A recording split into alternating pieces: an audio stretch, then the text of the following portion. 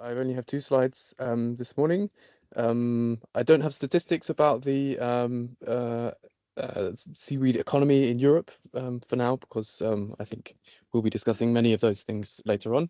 I just wanted to show this slide from Forbes magazine, showing seaweed farming and ocean protectors as some of the jobs of the future. Obviously, this is still very much in the future, but seaweed farmers already exist, and we'll be seeing a few examples throughout today. Next slide, please.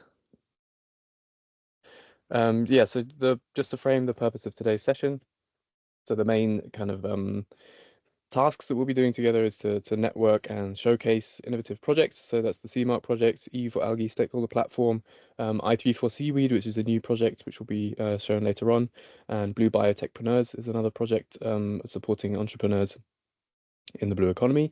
Then we have some startup pitches, and then we'll also point you towards some support and resources for seaweed entrepreneurs and where to find them. And the idea behind all of this is to improve accessibility and attract talent to the sector.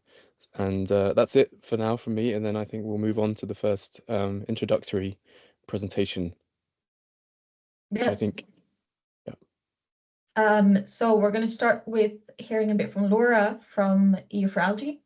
Laura, if you want to, I think you can claim the presentation if you want to do it yourself, and otherwise just tell me when to switch the slides. Amazing. Thank you very much, Frederick. I'm very glad to be here today. Good morning, everyone. Before I start, I don't know, I saw that Maris Stugis from DG Maris here. I don't know, Maris, if you'd like to say a few words, or can I just start? No, Laura, go ahead. Hello, everyone. Okay. Thank you very much. So very glad to be here together with SeaMark. EU4Algae is hosting this very interesting webinar. So I'll very briefly show you what EU4Algae is about, in case you don't know, and what we have been doing. So the EU4Algae started in 2022, so this is already the third year of implementation. And we gather all the interested parties from public and private institutions, academia, policymakers, entrepreneurs, and we try to provide very accessible algae-related information, provide a channel for discussion and exchange, and we also are supporting the implementation of the EU Algae Initiative. Our website is hosted under the Maritime Forum. I invite you also to have a look. We have information about funding opportunities on the Algae Business Corner. We also provide information and we flag through articles and also interviews different algae-funded projects and initiatives under the insider's perspective. And also we provide the latest studies and articles on the Knowledge Library. And as this is a very bottom-up stakeholders platform, we always invite you, in case you know about any article or opportunity that you think that could be interesting for the community, just reach us out and we can disseminate on the website. We also have the licensing toolkit. So far we have 6 member states, and in case you haven't received, we shared information about the working group 1 meeting that is going to take place on Monday, and we are going to have also the Swedish case, the Swedish licensing toolkit. So I also invite you to join on the working group 1 meeting on Monday. So as you know, we work through 7 working groups. We have macroalgae production, microalgae production, algae for food, algae for feed, ecosystem studies and bioremediation, materials and chemicals, bioactives and biorefining, and this working group 7 that is hosting also this webinar about youth entrepreneurship. So yes, these working group meetings, they promote a series of meetings and events and webinars like this one, but we also promote the cross-project coordination. And one of the very interesting outcomes we have under EU4Algae is this project, EU Algae funded project database. This is a huge database, is also available on our website. After my presentation, I will provide some links here in the chat for you in case you haven't seen. So this is a huge work. All these projects, they are not purely about algae, but they are somehow related, and I invite you to have a look. So this is very interesting to get to know what is being funded, what is going on with all these projects. And we also promote this collaboration between the projects, hosting some workshops under the European Maritime Day, for instance, in Svenborg and in Brest in 2023, showcasing also and providing some tasting of algae products to raise awareness. And we have our annual meetings, which is usually in December, back to the EBA conferences.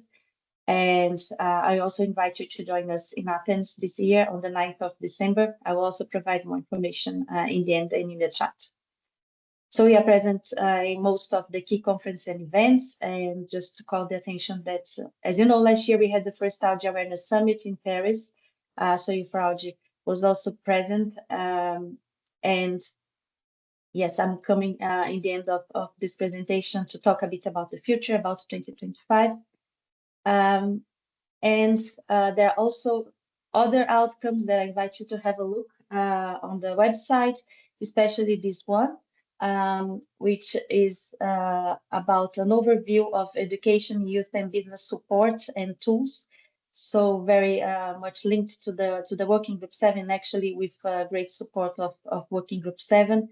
And we have also some awareness raising activities, videos with famous chefs cooking with algae, and we made a lot of social media awareness campaigns. So I also invite you to have a look.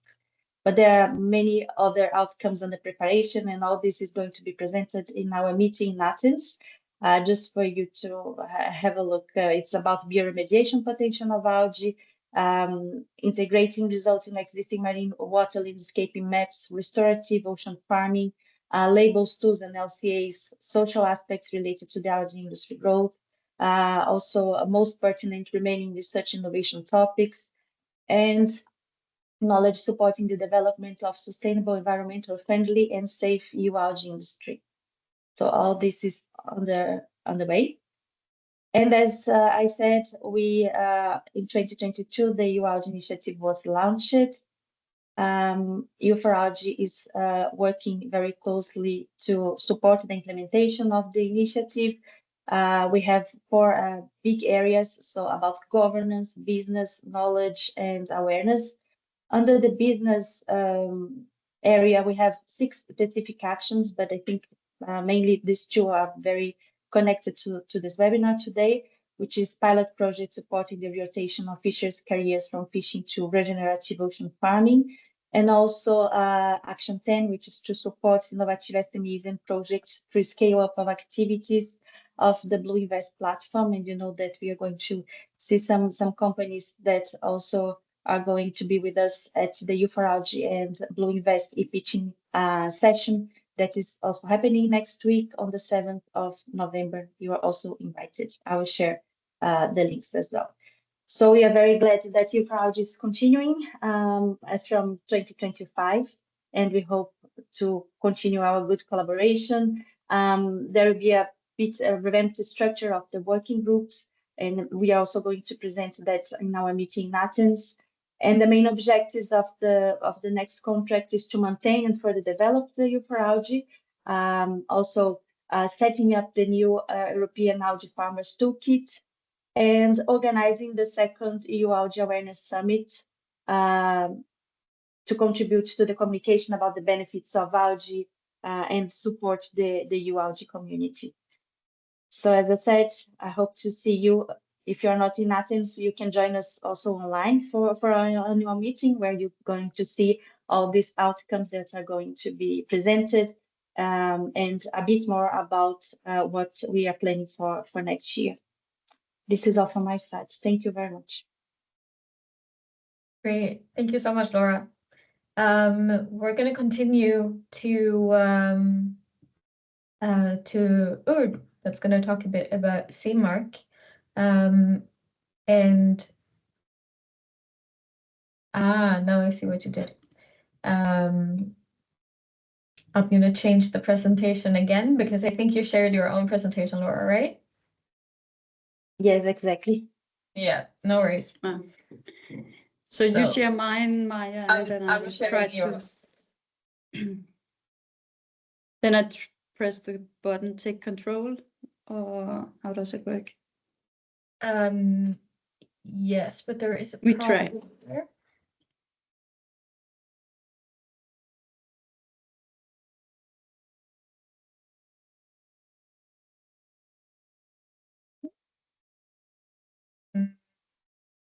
Frederick, can you try to present the presentation?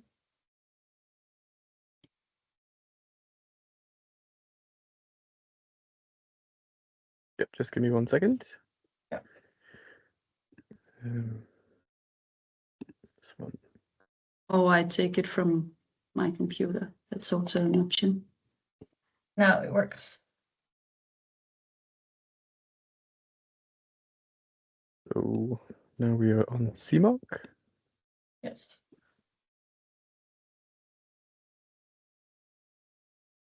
You can take control or just let me know to go to the next slide. Now I have requested to take control. No, you have to. We have to present from Frederick's. Okay, yeah, All there's right. an access No issue. It problem. won't work. No problem. Sorry. Okay, sorry for this technical issues, but thank you so much, Frederick and Maya, for organizing this webinar. It's a super exciting program, and I look forward to the day. For those of you who don't know me yet, I'm Uert Grandhoff-Bach. I'm working with Ocean Rainforest for now 9 years as the Chief Research Officer. And Ocean Rainforest is the coordinator of the EU-funded project SeaMark, which is about seaweed-based market applications on the group of calls called Unlocking the Potential of Macroalgae for a Thriving European Blue Bioeconomy. So I will be on the program also later on today, but first of all, here a short presentation about the project SeaMark that started in 2022. We are now halfway through the project lifetime. It's a total budget of 12 million euro.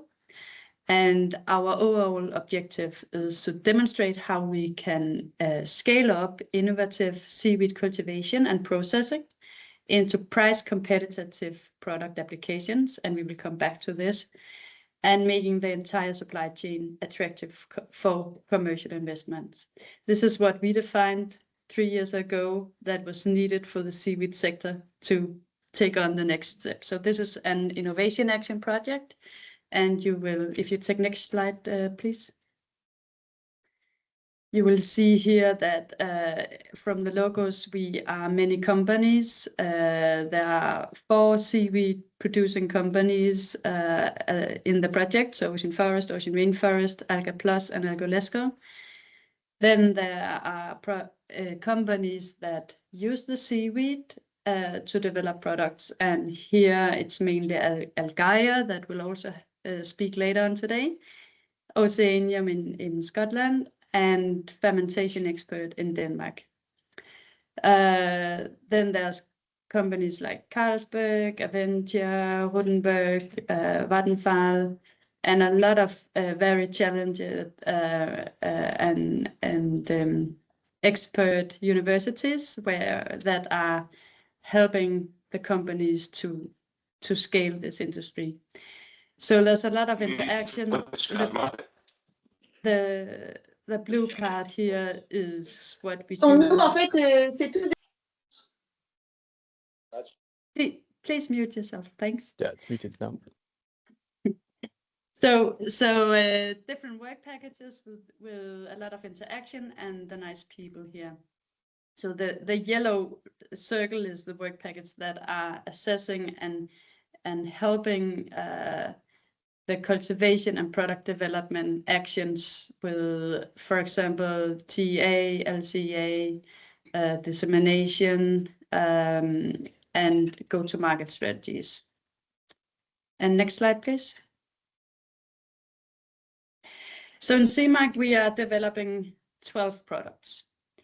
To the very left, you see the biomass source, where Saccharina latissima is the main crop, but also ulva cultivated on land by AlgaPlus. So there's a production from AlgaUlisses in France and from Ocean Rainforest in the Faroe Islands.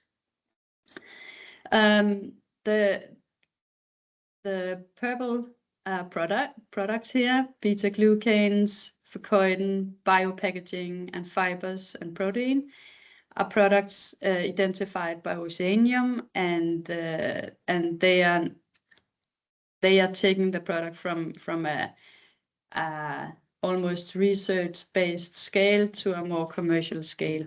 And some of the products you can already buy, and some of them are still under development. Fermentation expert are looking into a feed product that can be fed to pigs, where it's fermented seaweed that is used, and the fermented seaweed has a pre and probiotic effect in the sow health, or in the sow's gut, and that have shown that the piglets that the sows are getting are more healthy. There's a less need for antibiotics, and they have a higher feed conversion rate. And all of this we knew from another project, Macro Cascade, but now we are trying to identify why do we see this effect. Then fermentation expert is also trying to add the fermented product into food products. And if we go further down, the blue products, they come from Algaia. Algaia is alginate producer. So here Algaia is looking more into a greener extraction of alginate. And bear in mind that today's normal alginate extraction is done from wild harvested seaweed. But here in SeaMark, we are trying to use the cultivated seaweed and to do a co-extraction also to get out fucoidan. And then there's some work on how we can do designer alginates. I will not go that deep into this in this presentation. Maybe Algaia will do that later on. Next slide, please. So Oceanium in Scotland, they have already done a lot of biorefinery trials. The plan is to build also a process plant within SeaMark's lifetime, where they have already specified what is needed of equipment, the implementation plan, and they are now raising the money to get the opportunity to actually get their own facility. But in the 2 first project years of SeaMark, they have rented facilities and done on a large scale biorefinery extraction, so extracting these products that you see on the right side. Next slide, please. In work package 4, you see here an illustration again about the pig feed products and the fermented food products. So the biomass is harvested in the Faroe Islands by Ocean Rainforest. It is fermented with lactic acid bacteria. Now we have improved the fermentation so we can do it in a larger scale, around 5 tons per day. And we are collaborating with Aalborg University to get the bacteria blend, the physical conditions, temperature, everything under control to make the most optimal fermentation. And then the South trial is coordinated by Aarhus University, where we have the trials ongoing and samples are taken as we speak in a farm in Denmark. The samples will be analyzed by Copenhagen University. Next slide, please. Yes, thanks. So I'll not say so much about the work in work package 5 because that's done by Algaia, and Benoit will speak later today. But here the biomass should mainly come from AlgaUlisses as fresh biomass, but they have also tested the Faroese sugar kelp, so now it's a bit of a mix. Let's just go to the next slide, please. In work package 2, that we will also go back to, we look at the cultivation of kelp at sea and how to harvest it and pre-process it. and as well looking at ulva production on land and how to optimize and bring down cost of that operation. For the presentation later on, I will mainly focus on the kelps.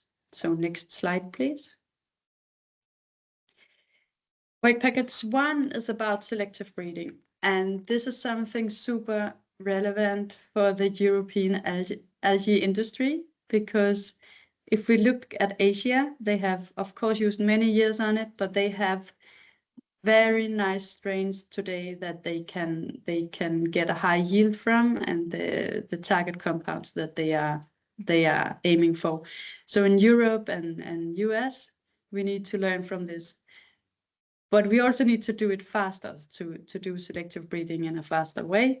So with Roscoff University in France, they have collected a lot of different strains around Europe, and in SeaMark added the Faroese and Norwegian and French populations from the tree cultivation companies. And they are now doing crosses and monitoring performance, both doing phenotyping and genotyping. In Galway, the Galway University, they are also looking into the best performing strains, but here mainly for the ulva species, and have already identified species with 30% higher growth rate. And then the question is, are they still resistant to temperature, stress, and so on? So the well-performing strains, they are then tested back in the different cultivation settings, both in the Faroe Islands with the kelp and in AlgaUlisses facilities in Portugal. Then we have a partner, Trade-Tomic. Maybe you don't know Trade-Tomic, but you will for sure know Carlsberg. Trade-Tomic is a spin-off from Carlsberg. So Trade-Tomic use some very high-tech breeding techniques where they can screen a lot of strains in a short time to identify key strains with specific qualities. Next slide, please. In some of the assessment work packages, and here in specific work package 8, Sjókovin from the Faroe Islands has done a techno-economic assessment of here the kelp farming in the Faroe Islands. And I will come back to this in my next presentation, but just to highlight where is the main costs related to production today. And to the left, you see a production line where we ferment the seaweed, and to the right, you see a production line where we dry the seaweed. And it's clear to, I hope for everyone, that drying seaweed is today for us a big cost to add on the biomass. So from a cost perspective and also an energy perspective, for us, it's better to ferment the seaweed. But let's go back to these numbers later on. Next slide, please. So the key exploitable results that we have identified for SeaMark is, as I already mentioned, the 12 products that we want to produce for high and low value markets. Then a protocol for genetic breeding to increase the yield by more than 50% compared to today. And that is, of course, back when the project started. To do prototypes for large-scale and automated seeding, harvesting, and landing technologies. We will come back to that later on. And to validate business models for 4 different supply chains. And I already showed you the graph of how we have different supply chains in SeaMark. So this is to look more into the business model of it and see how feasible it is to scale these value chains. Then we want to do good practice recommendations on LCA assessment. So is it really worth cultivating seaweed compared to using a land crop, for example? We want to develop a strategic plan for the scale of the European seaweed industry, because we need to do this in a sustainable way and have a well-defined scale-up plan, so we are not compromising the environment with our industrial activities. But I think we can do this in a very eco-friendly way. Then we are doing policy and investor recommendations to scale up to 30 million tons by 2050, to doubling the world production. This is a goal of SeaMark. And next slide, please. SeaMark is halfway through. We have a lot of deliverables ready. You can find them on our homepage. Some is unfortunately sensitive because this is commercial industries, commercial partners attending, so they cannot give away everything, but a lot of them is public and you can go there and read them. Next slide, please. SeaMark has gained a lot of attention, I would say, from also the EU Commission. And here's some pictures of Ursula von der Leyen visiting our factory in Kalbach in the Faroe Islands, where she's inspecting a seeding machine developed in SeaMark. She was showed some of the products that has already been produced by the companies, and also looking into the microscope to see, oh, how does a seaweed seed material actually look like? Next slide, please. So this was all, and I'm happy to take any questions if we have time. I think that's 1 minute. Thanks. Thank you so much. We're right on time. I think we'll save some of the questions for later, and we're going to do a really quick break before we go into the next session. And then maybe we can start with any questions that we have. Good. So 5-minute break, everyone.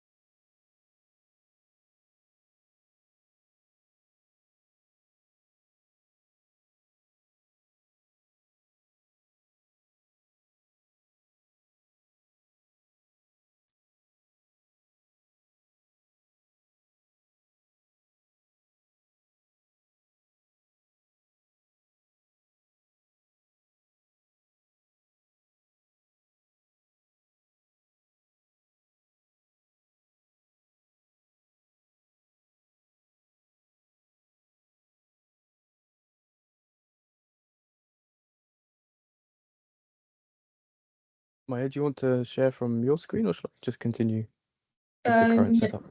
If you could try to stop sharing, I'm gonna see if I can share again.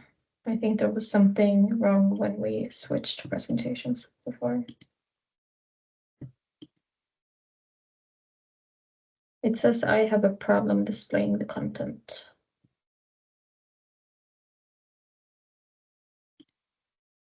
What if you close the file and reopen it? Or is it a Teams error?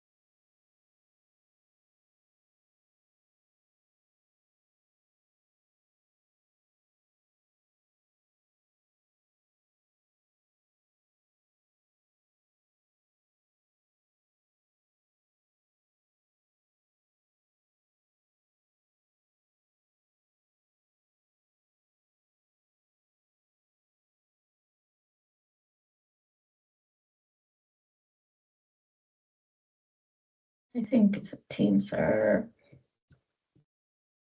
I don't want to leave the meeting and then come back. That sounds risky.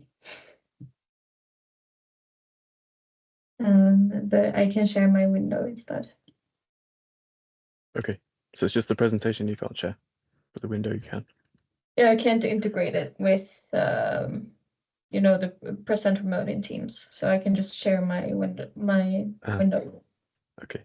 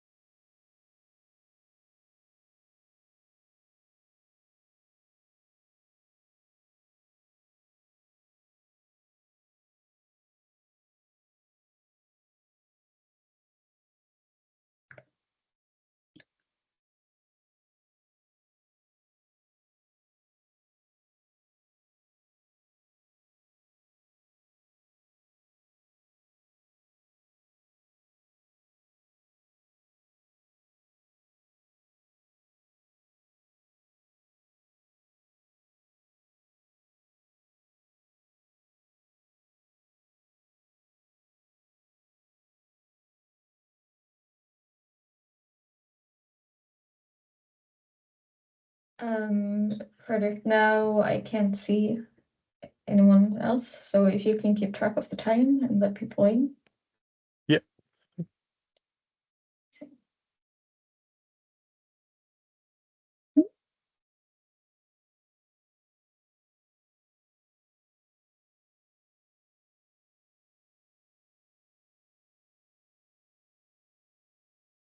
So, everybody, welcome back. We are now at the second part of today. So we're going to hear a bit more from Erd from SeaMark, focusing on one of the parts of the project. And we'll get started straight away. So Erd, the same thing as before, just let me know when you want to change the slide. Super. Thank you so much, Maya. Actually, this work package is it's led by Ocean Rainforest, but my colleague Flora Marshman is the work package leader, and unfortunately she couldn't join today because she's in California, where we also have a seaweed cultivation activity, and it's very early in California right now. So yeah, welcome back to the SeaMark project. Now we will go a bit more into the cultivation, harvesting and pre-processing. My name is Urt Grandhoff-Bach. I'm the Chief Research Officer in Ocean Rainforest, but also the project manager of SeaMark.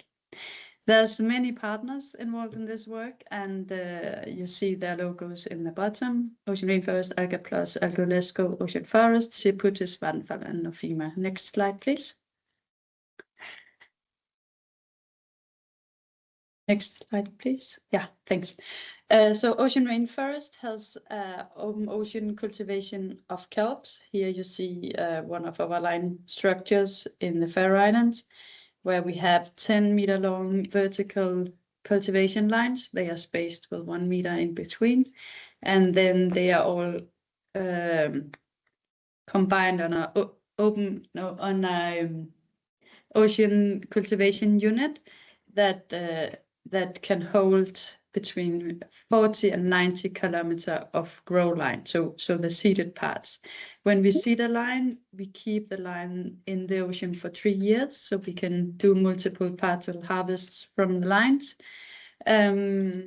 between 1 and 2 times a year. So a line is normally harvested between 3 and 6 times in its lifetime. Next slide, please. Ocean Rainforest is a team of 25 people today, and I'm just using more pictures of our lines because I'm so proud of these pictures, since it has taken many years to come up with a structure that can actually hold seaweed, that can be handled and harvested and is predictable in the way it grows out. So this is from the Faroe Islands again. And in US, California, we grow macrocystis.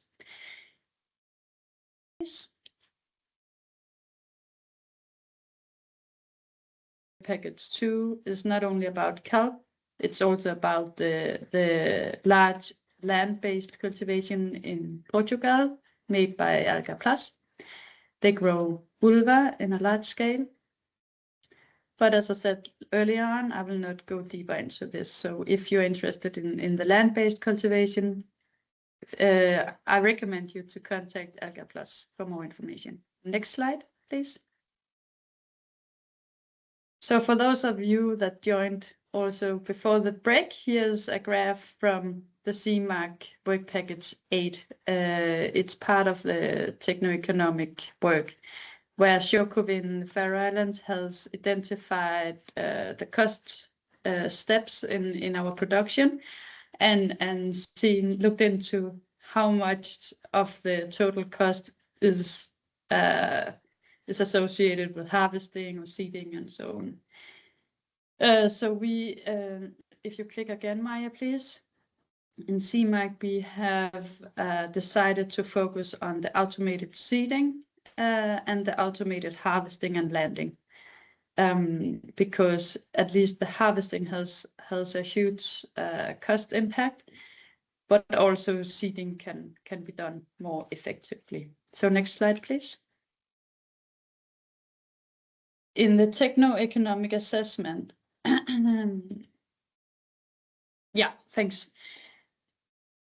We can go deeper. So to the graph in the, can you see my pointer? I don't know if you see my pointer, but in the graph called hatchery, there's a big part of it that is dark blue, and that's labor cost. So when we look into the cost category hatchery, where we produce the seeding material, the labor cost is high.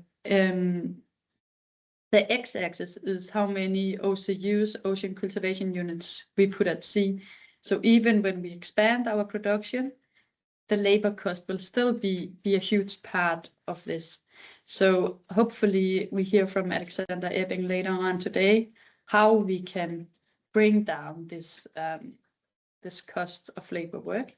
If we go into the seeding part, so the graph in the bottom, seeding and growth line production, you see that that the green part here, it's actually the cost of the raw material. It's not something we are optimizing in SeaMark, but it's definitely an innovation point. How can we get cheaper lines, since it's a major part of the deployment cost. And then the last graph here, the circle, you see that the dark blue part, which is labor cost, and the yellow part, which is mainly transport here, are the biggest one. So here we want to bring down the labor cost by a harvest machine instead of people standing with a knife cutting the seaweed. And then we want to have a factory close to where we produce the seaweed, so it doesn't need to be transported that much. Optimal, you can sail the seaweed back to the shore when you have harvested. Next slide, please. So a great innovation and outcome of SeaMark is that we already now, after 2 years, have a high-speed seeding machine. To the left, you see like the first prototype. It was used, 100 kilometer of the grow line was seeded. The seeding was super, what is it called, like a very nice seeding result, not so much variation between the lines. Then the next year, we improved it further so it could run faster. It didn't have, like, first we still needed to be 4 people around the machine when we were seeding. Last year we could be only 2 people seeding the lines with a speed of 1 meter per second. So this is a very positive thing for us as a company, since this year we hope to deploy 250,000 Oh, that's an error here. Not 250,000 kilometers, meters. Sorry, we are not that big yet. But it can see the lines very fast, and it's a nice result. So next slide, please. We are also working on a mechanized harvesting machine. Here's on the left, you see a picture of the machine that can take up 2 lines at a time. The cutter is based just next to the blue helmet you see on the picture, and then the lines are brought back again. We are doing partial harvesting. That means that we are not cleaning the line completely. If that was the case, then we could just use a metal ring or something like that to scrape off everything from the line. But since we want the regrow of the plant, we need a more gentle way of harvesting. So it is still something we are working on, since the man with the knife is cutting the seaweed faster than a machine like this one. But we will develop a next version, and hopefully that can be faster. Then we have some ideas that we need to put the seaweed biomass down in the hole in the middle of the boat. It's a catamaran seaweed vessel. So in that case, we can harvest more, just having the nets with the seaweed at sea until collecting them and bringing them to the shore. The net innovation was also something that we started doing here in SeaMark. So that goes much faster than using like a bucket, a box like the one you see in the middle of the picture. Next slide, please. As I discussed, or as I told you earlier on, we are doing some fermentation research. How do we ferment in the best way? And that is to go up in scale. And if you click again, please. I stole a picture from Alexander Ebbing's homepage. You can have small errors when you are in a small scale, but as the production grows, you need to be more in control. So that is what we are working on. Next slide, please. Also, we are looking into relevant cultivation sites together with Vattenfall to identify is there an option for co-use of ocean space where there are offshore windmill parks. So we don't have the results yet, but we are working on a feasibility study here. Next slide, please. And thank you, Frederick, for already putting up this picture. Seaweed farm is one of the dream jobs for people nowadays. So if you click again, please. We in Ocean Rainforest has interns every year. Interns are trainees, and we are right now closing the round for new applicants. So here's 2 pictures of the interns that we had last spring. And I talked to the administration today, and if you would be interested in a trainee position with Ocean Rainforest, we still accept even though it closes today, we can still accept your application until the end of this weekend. So this is an option if you're interested in that. And next slide, please. Again, thanks to EU for funding this project. It's crucial for a company like ours. And if you have any questions that we don't have time to discuss today, please contact me or someone else in the company. Thank you. We have 1 minute for any question, and otherwise we'll go to Algaia. I can't see anyone, so.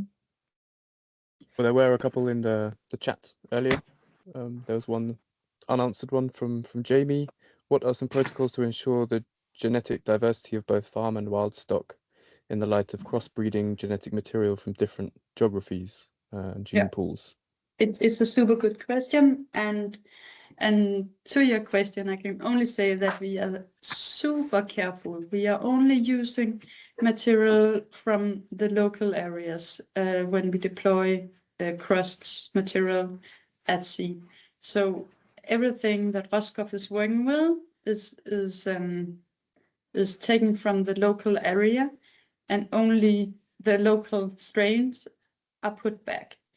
So we don't want to end up in a situation where the crosses that we are doing has such a small gene pool that it gets diseases and so on. So we need a certain amount of variety in the gene pool, but we also need to have a better performance of the strains. I hope this answers your question. Thank you. We're going to hand over now to Algaia and to Benoit. Hi everybody. Indeed, my name is Benoit Kiginer, and I'm going to present first maybe a bit of the strategy of Algaia, because this webinar is focusing on entrepreneurship as well. And then we will move on to some of the SeaMark products that were developed and currently being developed at pilot scale. Okay, so next slide, please. First of all, Algaia started with a vision to be a leading provider for solution of natural marine ingredients, and focusing on offering sustainably produced material from seaweed. Okay, and this is also the important thing was to have an initial market, and we focused on the agronutrition and personal care and nutraceutical industry from the get-go. Okay, next slide, please. Of course, we have a wide range of commitments that are backed by different accreditation. Next slide, please. And before we go into a few numbers about Algaia, I just want to say a few words about the strategy. From the beginning, the strategy of Algaia was to focus on the biorefinery and making the most of a seaweed biomass, and mainly focusing on brown seaweed. So the idea, and it's always the case for any business, is to lay down the strategy and then to focus on the market, and to make sure that you have a market that is sustainable, that you can secure it. And for us, we had some products. We were distributing some carrageenan from a Chilean company with which we had an exclusive partnership, and this was the first product that we sold. So that was securing some revenue for the company, and this is probably the most important thing, is to secure the cash flow of the company. Okay, and little by little we had some opportunities. We had the opportunity to acquire an alginate factory in France, which was the largest, and we went to look for some investors to take over that factory and really implement the strategy on brown algae. Okay, so this is also one of the things that we needed to focus on. If you can go back maybe to the last slide, sorry. Yeah, and so basically the history of Algaia to date is divided between three phases. The first one was to start up and to acquire the factory. Then it was to demonstrate that the strategy was actually working with the development of a new line of production, which was the biostimulant line, that was integrated into the factory.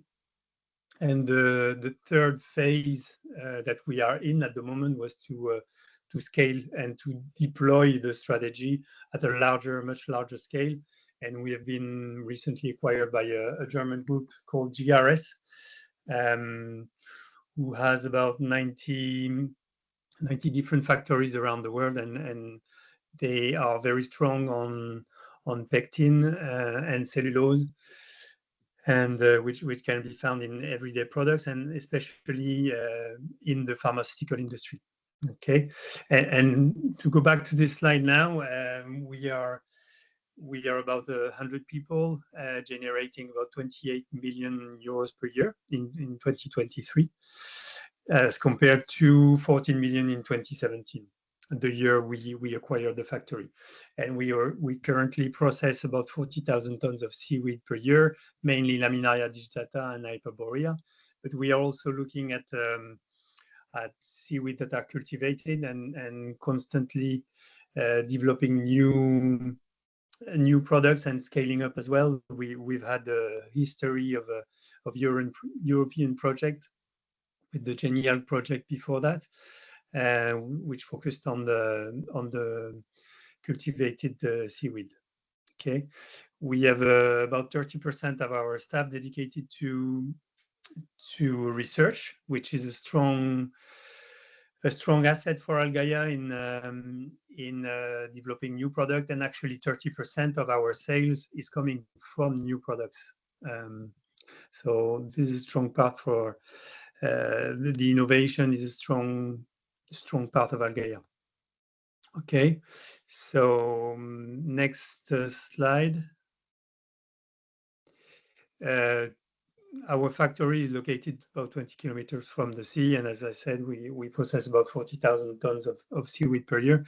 Laminaria Hyperborea in the winter, when conditions allow, up to May, and then it's the season switched to Laminaria digitata, and the harvesters change their the equipment to more specific harvesting material. Namely the Scooby-Doo in northern Brittany, and the factory has been operating since 55 years actually, this year. Okay, next slide.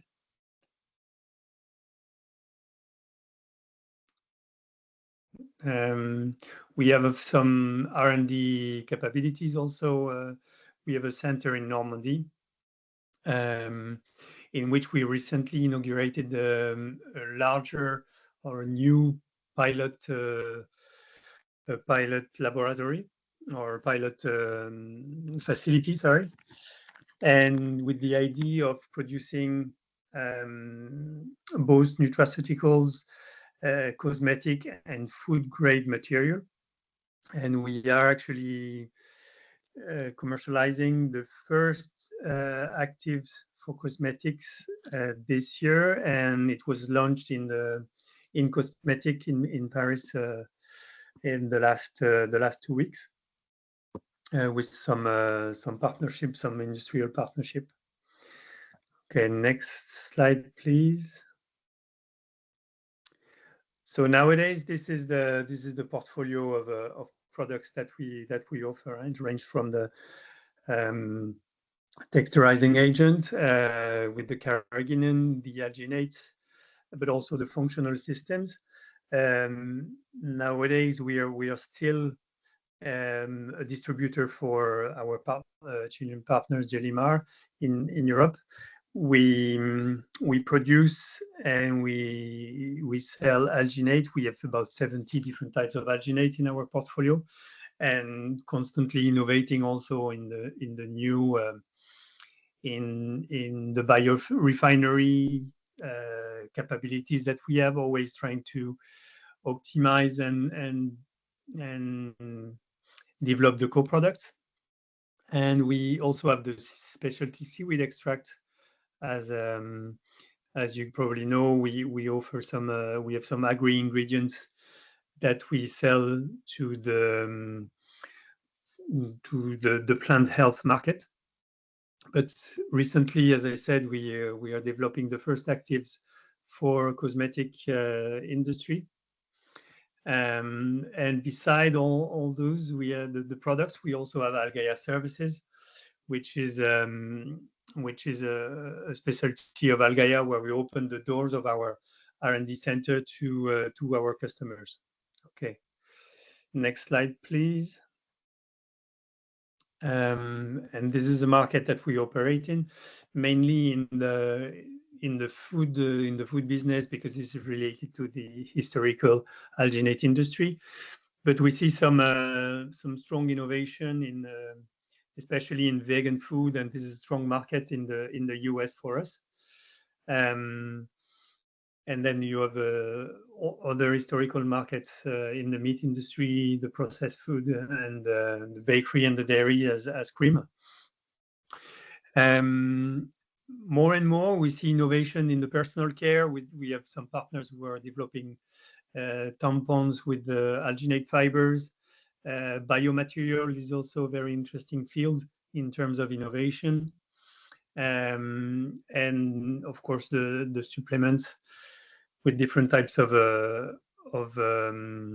application that is really interesting at the moment, and supported by some European projects, which you will probably hear in a different context. Next slide, please. I think we can skip that one to go straight to the SeaMark. And and before that, I just wanted to share that with you from the EU4Algae Summit. This is a strong report for the business owners and the and the entrepreneurs that are present, and that's why I included also a QR code if you want to have access to it directly. It identifies and shows the markets for seaweed on a short, a medium, and a long term, and you can see that the biostimulant and the animal feed are kind of the low-hanging fruit and the short-term markets, with looming in the background the nutraceuticals. That is something that we always have to keep in mind in the medium term. Okay.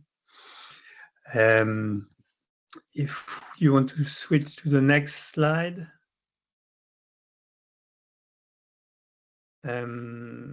Yeah, this is the way the biorefinery is set up today at Algaia, with 3 different types of biomass, and knowing the biomass will actually allow you to innovate and to create new products.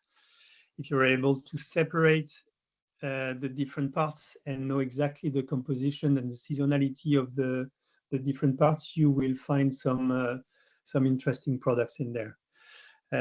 This is a guarantee. Also, there is some links between the production lines, and at the moment we have about, I think, 5 different co-products that are coming from the 2 lines, and I think in the future we have some plans for up to 16 products. Okay. Next slide. So some of those product development and co-product development are backed by some European projects. Algae for IBD, for the anti-inflammatory and antioxidant prebiotics from seaweed.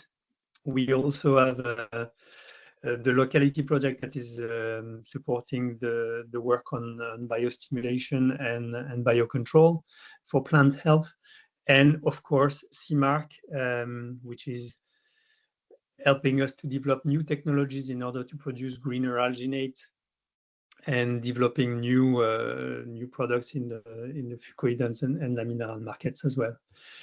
Next slide, because we will dive a bit more into it with the SeaMark project, and focusing on our work package, which is the co-extractions towards both the commodity, so that's more the alginate side, and the specialty ingredients, that's more the fucoidants and all the products developed from vulva, as you will see from the next slide.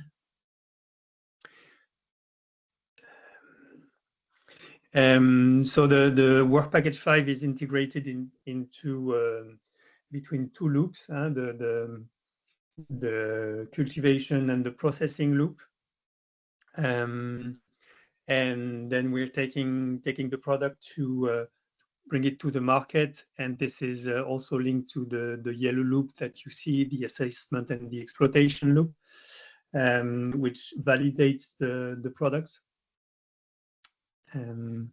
Next slide. At Algaia, we focus, as we mentioned, on developing greener alginates, or the next generation alginates, with reducing entrants and developing a new technology that will allow us to use better the co-products from the alginate line.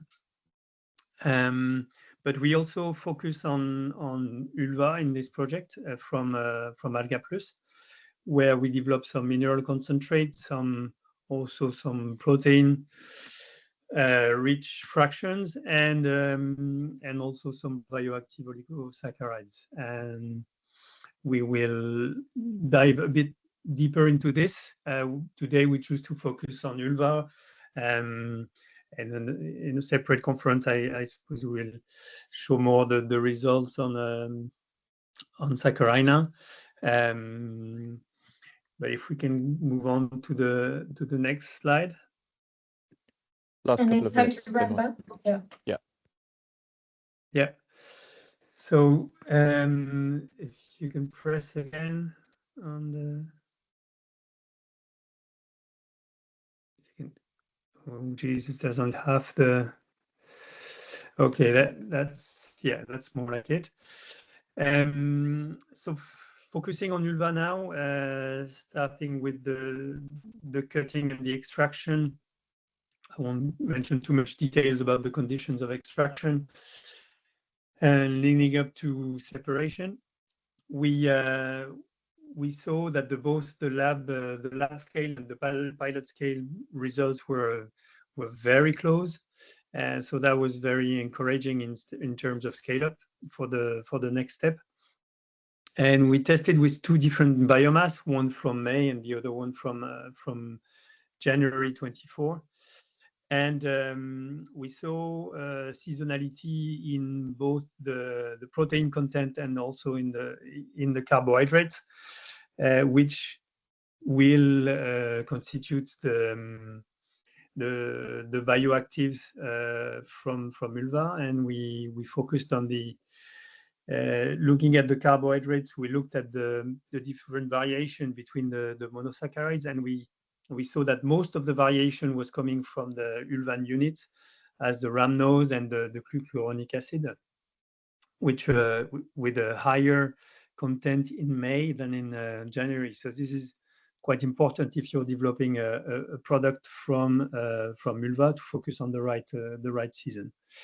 If you can go to the next slide, in terms of co-products. We looked at different fraction. If we can go to the next ones. From the supernatant, we applied an ultrafiltration process and looked at the different fraction, which give us actually more range in the pilot than in the lab scale. And we saw that the first larger fraction gave us some carbohydrate-rich fraction, with actually from 53% of carbohydrates, that goes up to about 60% of ulvan-rich fraction if you add the sulfate. So with those different cutoffs, we were able to separate some ulvan-rich fraction with some mineral-rich, and we saw that we actually defined the exact cutoff that was necessary in order to maximize the different fraction. If we can go to the next slide. Next again, you can press. Okay, so from ulva, we looked at the ulvan-rich fraction, and when you look at the yield, we were able to develop about 2 kilograms of dry weight of ulvan, with a purity of over 60% for one fraction, and a low molecular weight fraction of of a purity of about 50%. Okay. Next, regarding the mineral-rich fraction, altogether we had some retentate with about 50% minerals, and it was going down as the cutoff was getting lower. So better to stick with the main with one cutoff in order to generate one large mineral-rich fraction. And we actually saw, because this is only representing 50% of the fraction, there is also a lot of small types of compounds that have not been to date identified and are still being identified at the moment. Okay.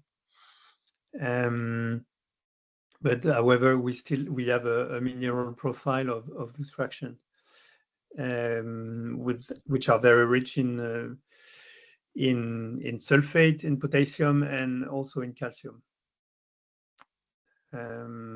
Next click, because one of the objectives was to develop a protein-rich fraction, and we have about 40% of total amino acid in one of the residual biomass, which is important if you want to go into the feed market.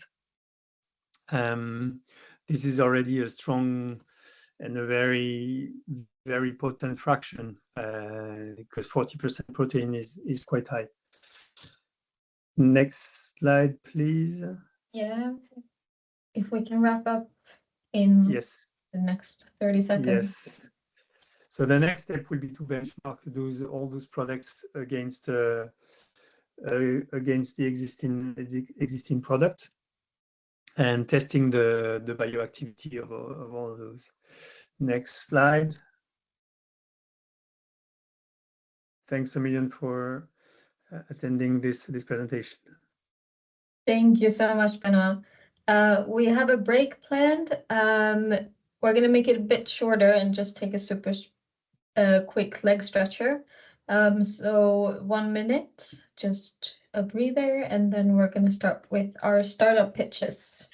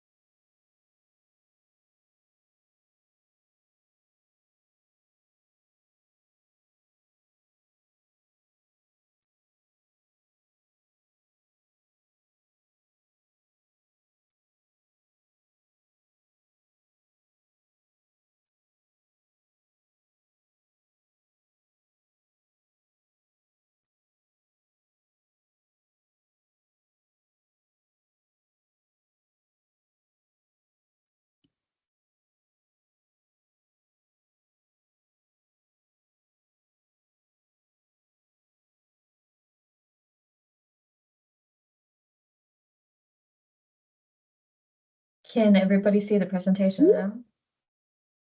Yes. Yeah, okay, good. So we're going to get started straight away. We have our startup pitches and panel section. So we have 3 great startups here. They're going to do a 7-minute presentation each, followed by a 7-minute panel discussion for each startup. And we're going to start with Goa Ventures. So here we go. Thank you. Good morning. Thank you for this opportunity. So my name is Arnold Bakbier, Business Director for Goa Ventures. We are targeting to disrupt the seaweed economy. I think if you look at the early slides of this morning, it shows this is needed in the value chain. So we aim to unlock its values. Sorry, there's a sound. So, thank you. And this fits in again with the early start this morning. We are a biorefinery technology, really to make more value out of fresh seaweed. Could you go to the next slide, please? Currently, if you look at seaweed is an overlooked resource, but I don't think I need to tell that to the audience who attend today. However, what you look at is that we aim to replace some of the core materials, ingredients that humans use. Now, with the GOA technology, technically with 1,500 square kilometers of seaweed plantation, you could power a whole city with the biogas and protein for enough to feed 3 cities without using arable land. I think these are the key points of why we look into what we do and what we deliver. If you could go to the next slide.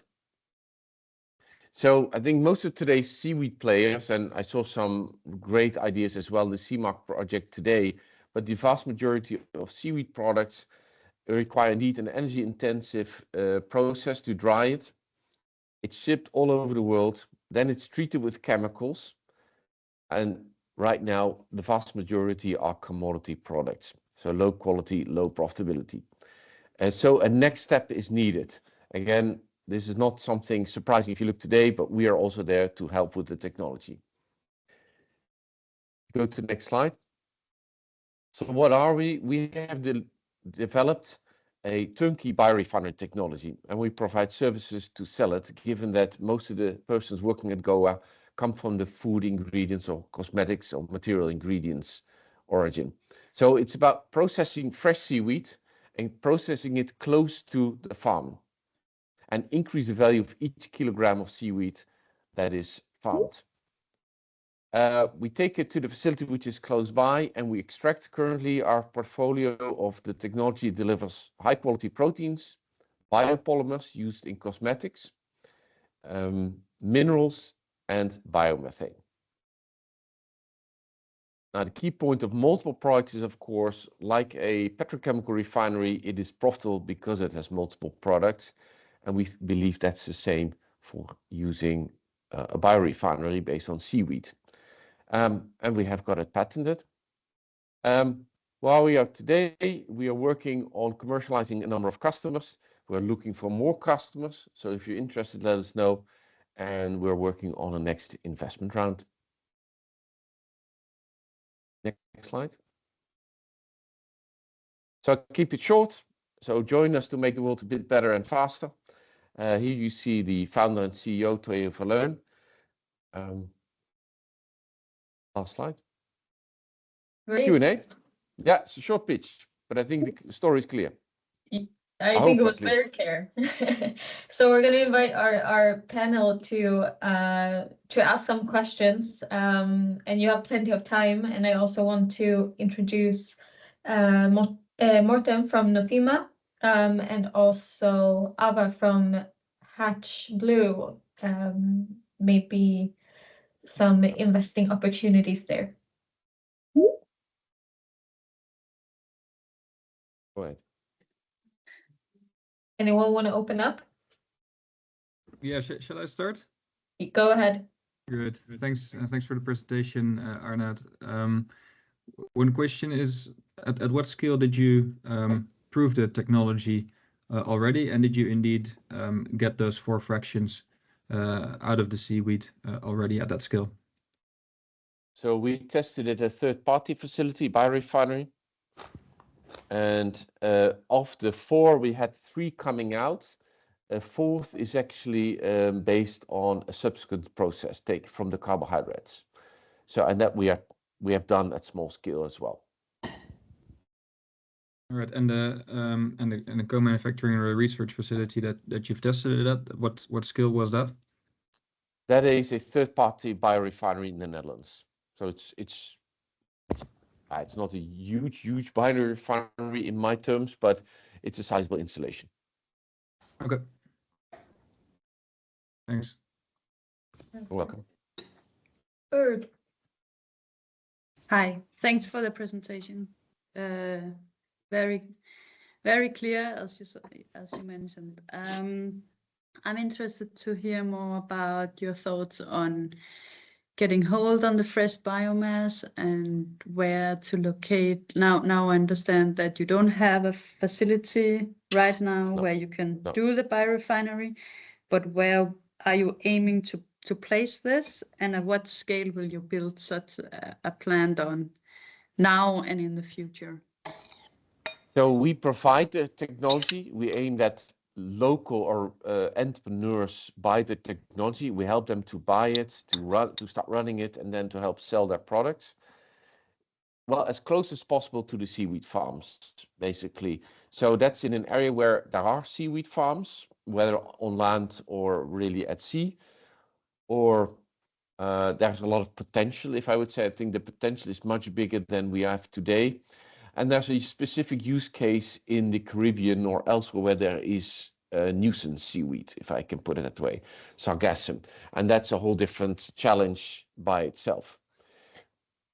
So we, as close as to possible. my first question, the species you are focusing on, that's more the red tropical species? No, we can do any species. We would always start in the phase of testing the species as it comes locally. Obviously, some species bring more than others. I think that's like you typically see that red algae have more potential output than others, but I think that depends on the testing and how you can run it. I think a key point which we do see in areas, and that's a bit the chicken and egg story in the seaweed economy, some of the farms are relatively small, but that's because they have the demand for potential products from seaweed is still limited versus the cost. So there's a lot more potential than is currently grown. We would go to an area where there is a really sizable potential for farming, even if it is not as large scale as it is today. And I think in general, you need a potential for industrial scale seaweed farming. And the sargassum or the Caribbean is a specific case. Yeah? There's too much seaweed as it is. Thank you. I will let Benoit. Maybe I can add. So we also aim, especially on island and coastal communities, where we've noticed in the requests we get and in the projects we have ongoing for customers buying technology, that the social sustainability impact or potential is very interesting. Mm.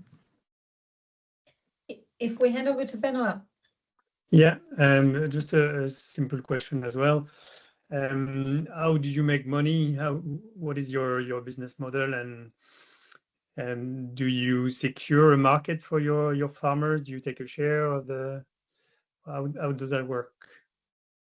So we take part of the capital expenditure to build it as a profit, and we help a number of years in selling it. So we take sort of a sales commission, and we take that because we come from the food ingredient, cosmetics ingredient world. We know that the commercialization takes time, but we don't intend to be there indefinite. So we believe after a number of years, the company is able to run its own sales and marketing. So we get a commission out of those initial years. And Morten. Yeah, thank you for your pitch. I was wondering, do you have any competitors for this technology? Well, in the pure sense, it is patented, and then you can say how much competition is out there. I think you saw today there is more people looking at biorefinery technologies. So do we have competition? Well, we're not the only party looking in new ways of extracting products. So that would be the competition. But we have not seen anything live at scale or anything like that.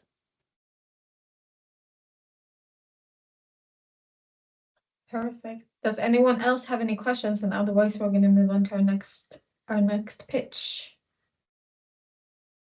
I see one hand is still raised. I'm not sure I think that's an old one. That's an old one. Okay, then we're going to hand over to our next startup pitch, which is Lisa from AlgaUlisses.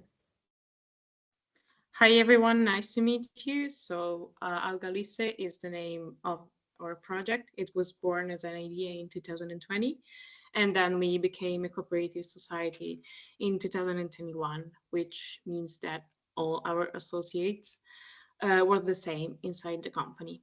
If you can go on with the slides, we can see our team.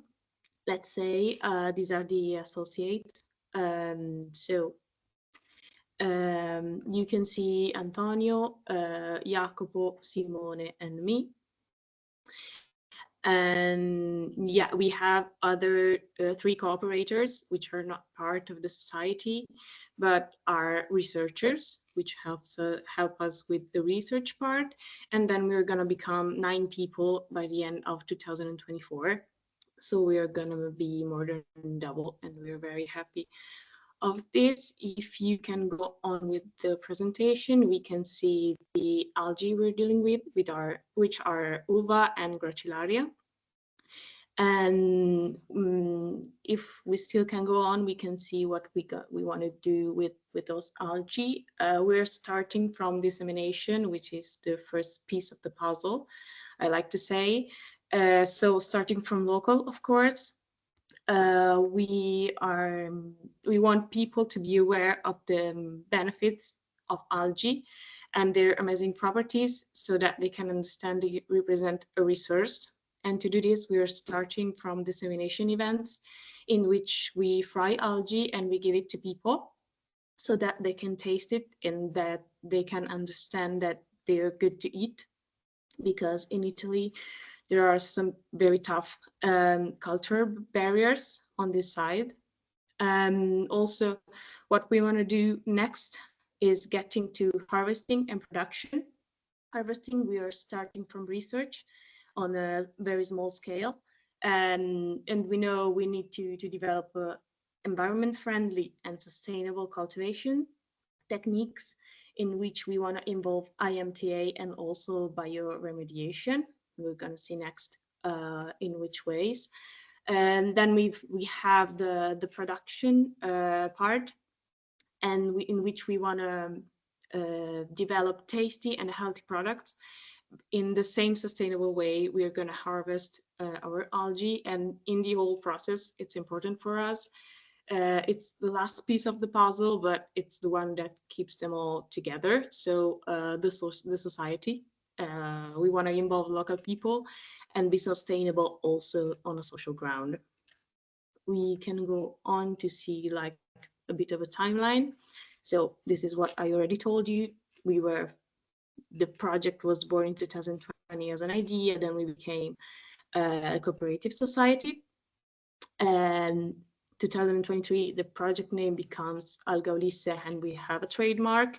And then we are going to become 9 associates until the end of 2024. I would like to use this slide to talk a bit about our recent future projects. We have 3 ideas about how to develop the harvesting, the cultivation. One is onshore, and we'd like to say it's kind of our favorite because we found this place where we have natural tanks near a saline whose ground is made of clay, so naturally waterproof, and it would be 100% sustainable cultivation.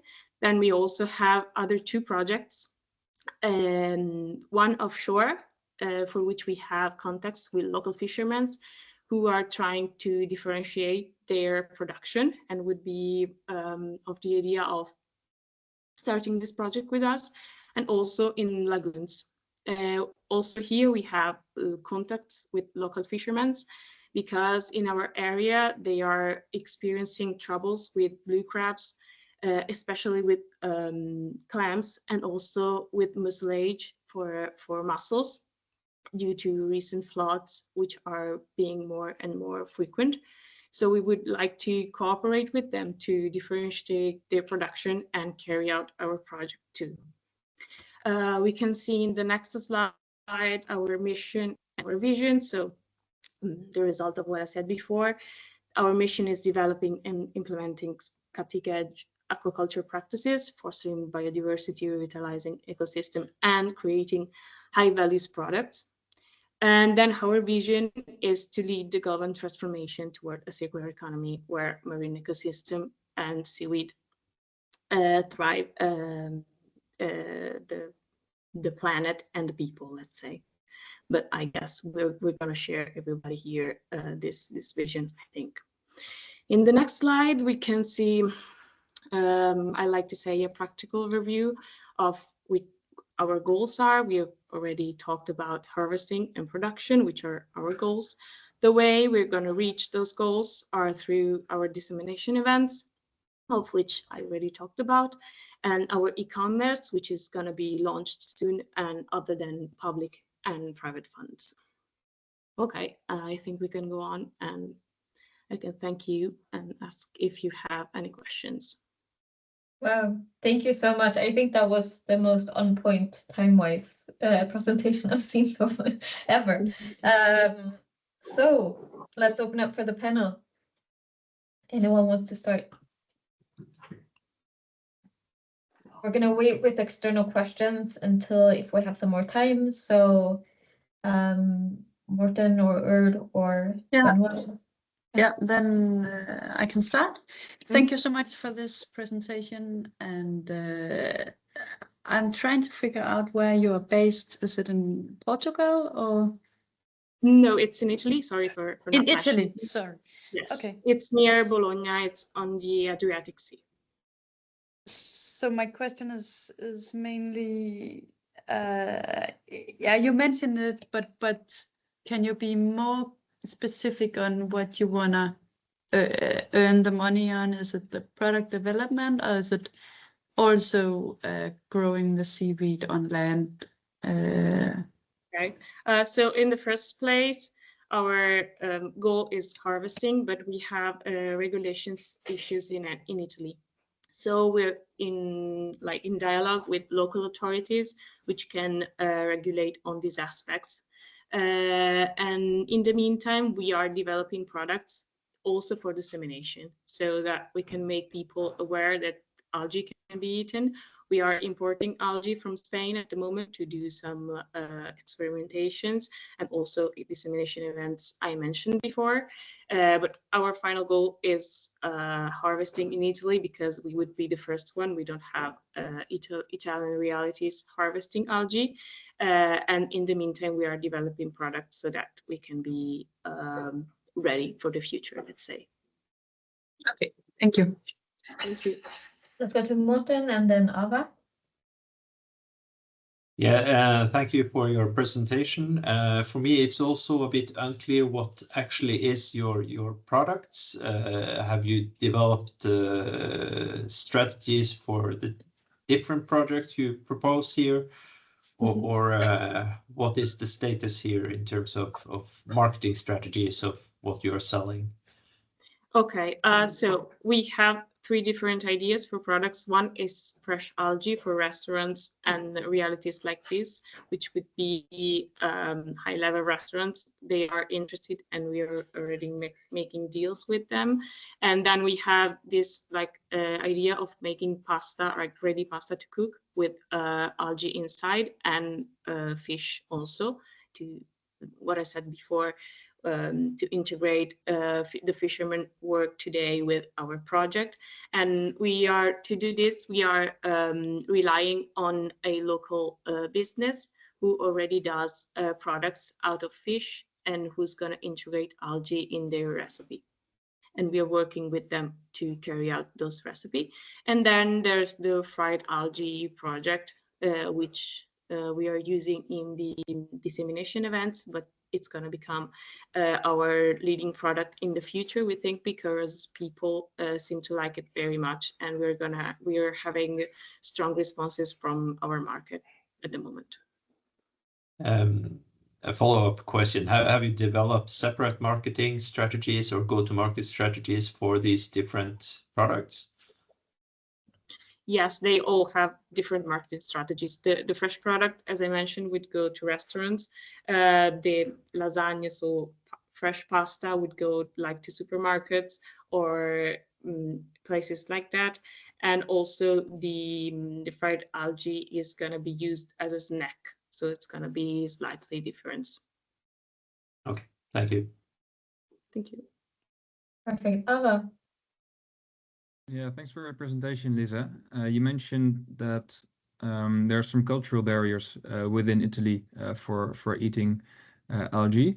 So can you share a bit more about that, and also how you're thinking to overcome those cultural barriers? Yes, so people, when you say, do you want to taste an algae, they usually say, I don't eat algae, what's that? And then thanks to, let's say, sushi and that, we explain them they already eat them. Then they try to taste it, and when they taste it, they understand they have a good taste. Then we explain all the good properties they have, and they get close to the idea that algae can be eaten, and that's a good food, so superfood, I like to say. And yeah, that's quite the thing, because in Italy we're quite traditional, let's say. So people are not used to algae in their everyday diet, let's say. Yeah, understood. Thank you. Thank you. Benoit.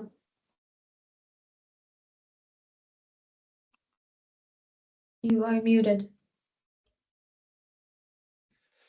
Sorry, thanks Lisa for your presentation. I was wondering if you would be interested in diversifying the products, and if yes, would you be willing to share some gracilaria with some downstream processors? So sure, we would like to differentiate, but in the first place, we're focusing on this product because we think we need to have a strong basis before thinking of having tons of different things, which might be also hard to handle, let's say. So about gracilaria, our idea is to focus on agar-agar, and we have local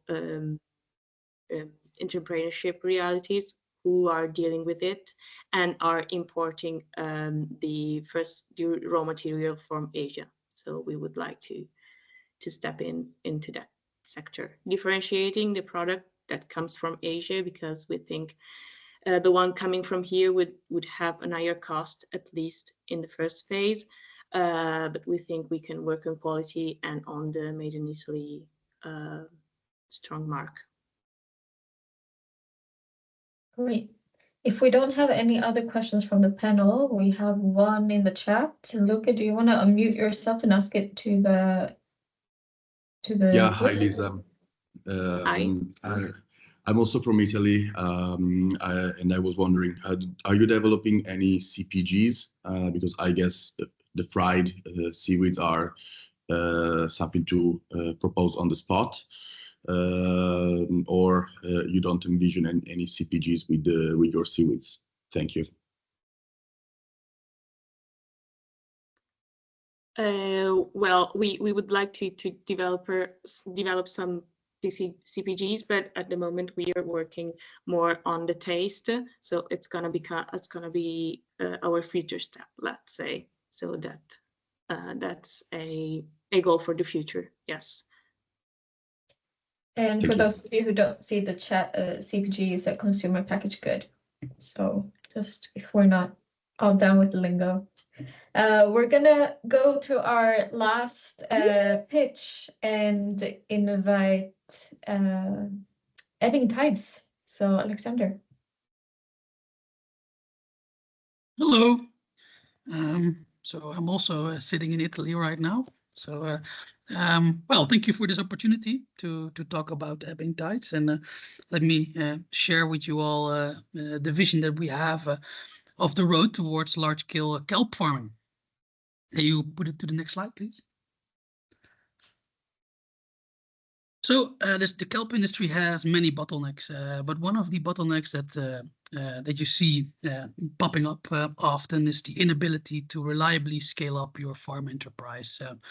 And it is peer-reviewed in many different documents, but it's also my own experience in the last 12 years, where I had the privilege of, in essence, traveling the world and helping kelp farms on 4 different continents, where you see that this inability to reliably scale up being quite a bottleneck when you go from a small farm to a very large farm.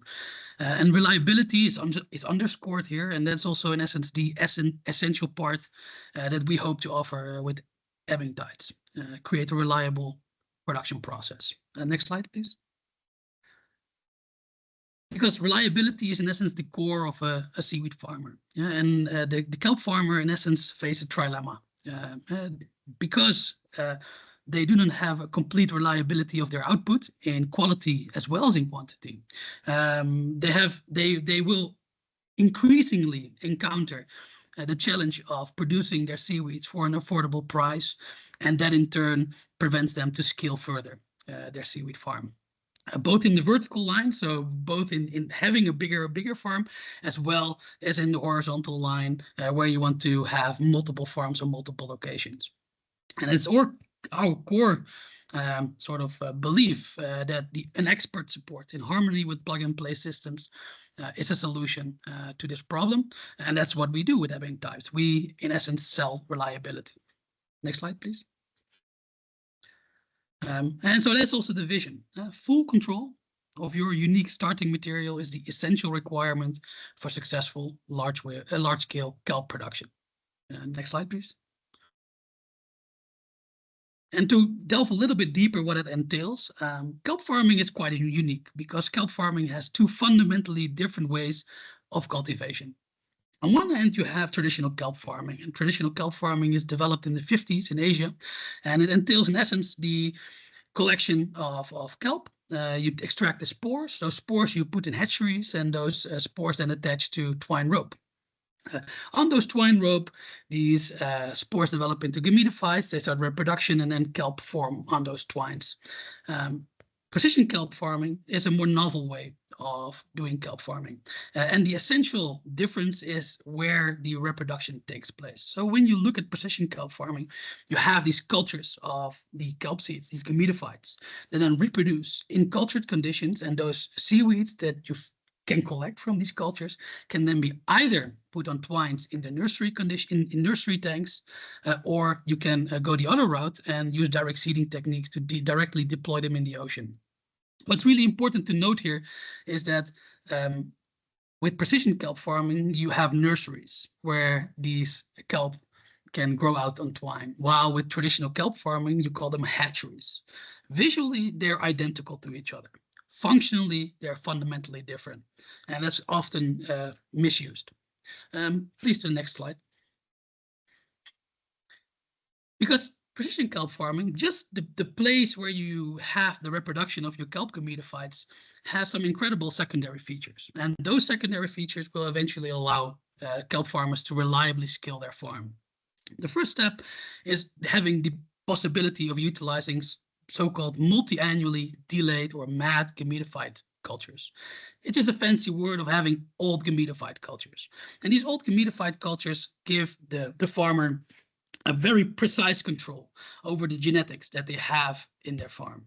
They also get a very precise control of the breeding possibilities using these mad gametophytes.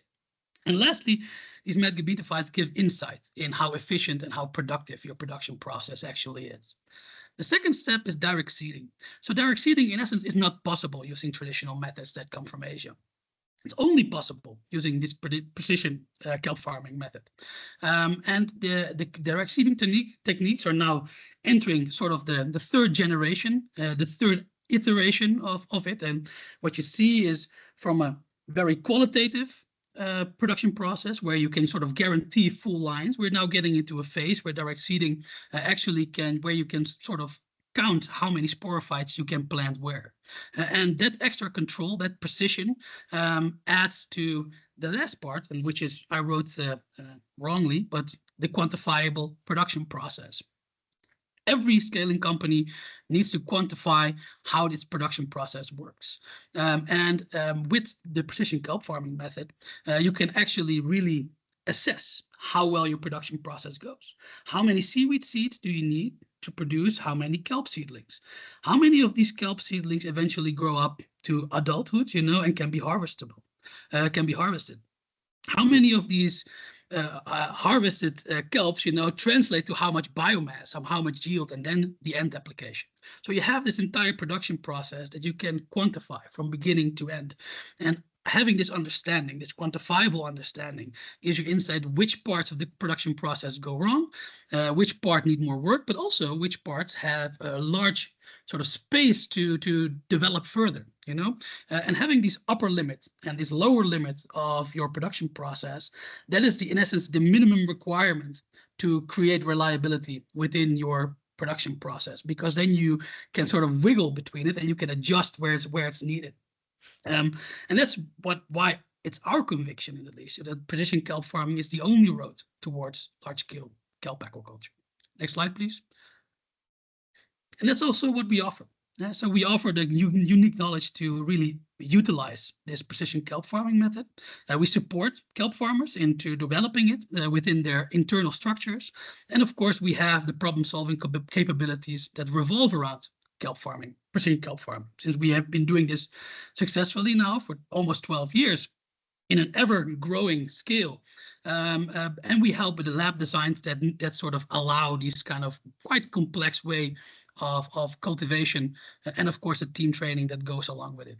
Next to this, we have the capability to co-develop, think about location-specific seed banks, novel farm technology, but also look in additional funding opportunities, rewilding projects, for example.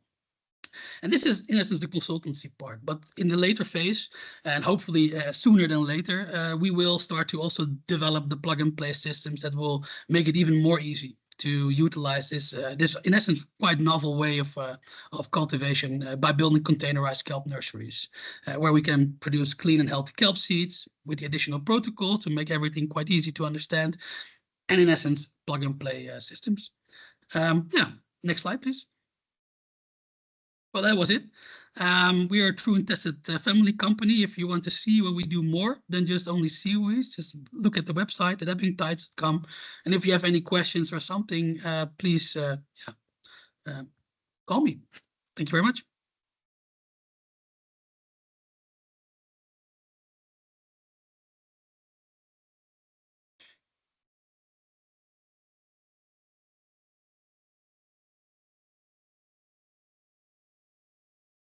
So should we take some questions? I think we've already got one from Odd. Thank you very much, Alex, by the way. That was a great presentation.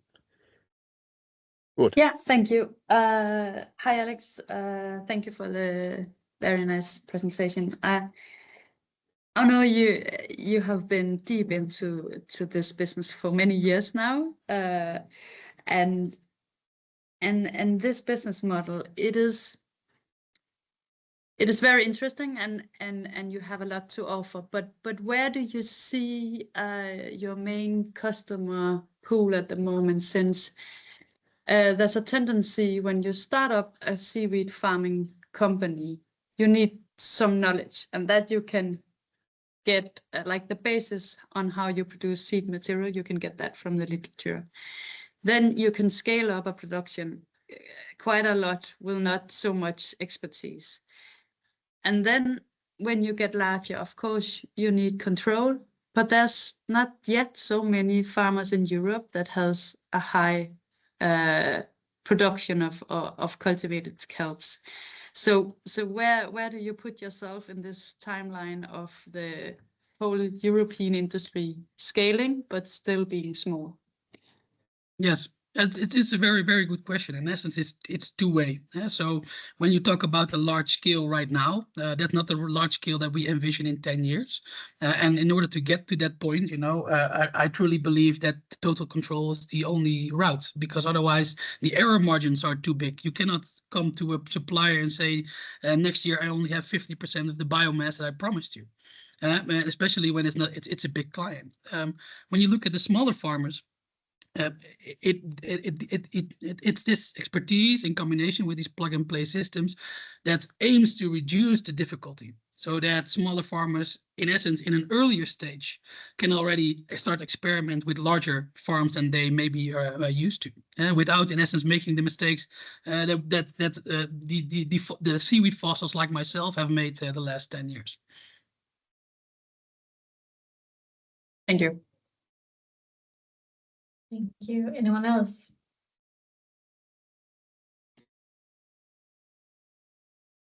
Ava, Morten, Yeah. Benoit? Yeah, thanks, Alexander. what is the advantage from a farmer perspective? Like I think you're delivering services and advisory work to them, but then also the containerized solution. So what is the advantage of having that containerized solution rather than having an external supplier, particularly when you look at that the capital expenditure load for farmers already relatively high? It's two ways. First of all, is that you have more control over your own production process. And so especially when you become bigger, it can become quite scary to be completely dependent on another organization for quite an essential part of your production process. That's one. And well, the containers, what I like about these kind of containers is that they are mobile, right? You can place them wherever you want to do it. And another additional strong parts that you can start standardizing it. So whenever you build something in a container, you can start standardizing it, and then suddenly farmers between each other, between them, they can start arguing how their production system works compared to the other ones. Because that's one of the things that we lack a lot in the seaweed industry, is comparable labs, where one problem, in a lab, is comparable to another problems lab, and then you can together start solving problems. I hope that is a little bit what your question was about. Yeah, thank you. Morten. Yeah, I was wondering, have you developed a pricing strategy for these container solutions? This is a very good question. At this moment, it's quite difficult to assess it. So our aim is just to make it as cheap as possible to build these, and then we have to see whether it is whether it fits the business model. We are confident that we can do it within a certain price range, but going further, our own place where we can watch is in land-based agriculture. And in land-based agriculture, when you see a fully developed industry, what you see is that between 10 and 20% of all the costs of producing a crop on a large scale goes to the initial phase, so the seed production and the breeded material. So that's why these breeding companies, are really big, because that's what people can calculate within their production process, and that could be a guideline how maybe in 10 years the industry would look like. Yeah, interesting. Perfect. Do we have any other questions for Alexander? Oh, and what I want to add also is that these containers are not just for farming. Yeah? So one of the key aspects that we would also try to tackle is rewilding and reforestation, because these techniques are also ideal for rewilding. Frederick. I've just got a question about scalability. So for these containers, they would potentially cater to both small-scale producers as well as large-scale producers. Yes. Would you foresee the small-scale ones, if it's a very, very small-scale farmer, would you foresee them kind of teaming up into a small network of farmers that then kind of invest in a centralized nursery together? Like, have you considered those different kind of use cases, I guess? Yes, that's very, very much possible. So in the optimal conditions, a container like that, and I'm not talking about a container including a nursery. I'm just talking about a container that produces the kelp seeds in combination with a direct seeding machine. It vastly outperforms what the size of the farms are at this moment. So then you automatically see that a collaboration of farms is quite possible. Now, you never know how the future looks, but at this moment, the limiting factor is not the size of the container. Great, thank you. Great. Benoit. Yeah, I had a question because those containers, I think we've seen them pop up in Ireland at some point in history of the cultivation of seaweeds. Do you think that the industry is mature enough now so that you can start to see some segmentation? And so I suppose you have identified as well that most of the costs are coming from the hatchery, so there is an interest for cultivators maybe to to outsource. So do you think that we are at the stage where the industry is mature enough? Yes and no. So I think that seaweed farmers, will have quite a difficult time in order to scale their process to the right amount of the right size that they can actually produce the biomass for a low enough price. But the nice thing is that in recent years you have this whole, I think it's going to increase a lot, this idea of rewilding, underwater reforestation, that for these containers is quite a nice sort of second route in order to scale the process, and validate the precision kelp farming method. Thanks. Thank you. We have just 1 more minute for any questions from the audience. Does anyone from the audience have a question for any of our pitches?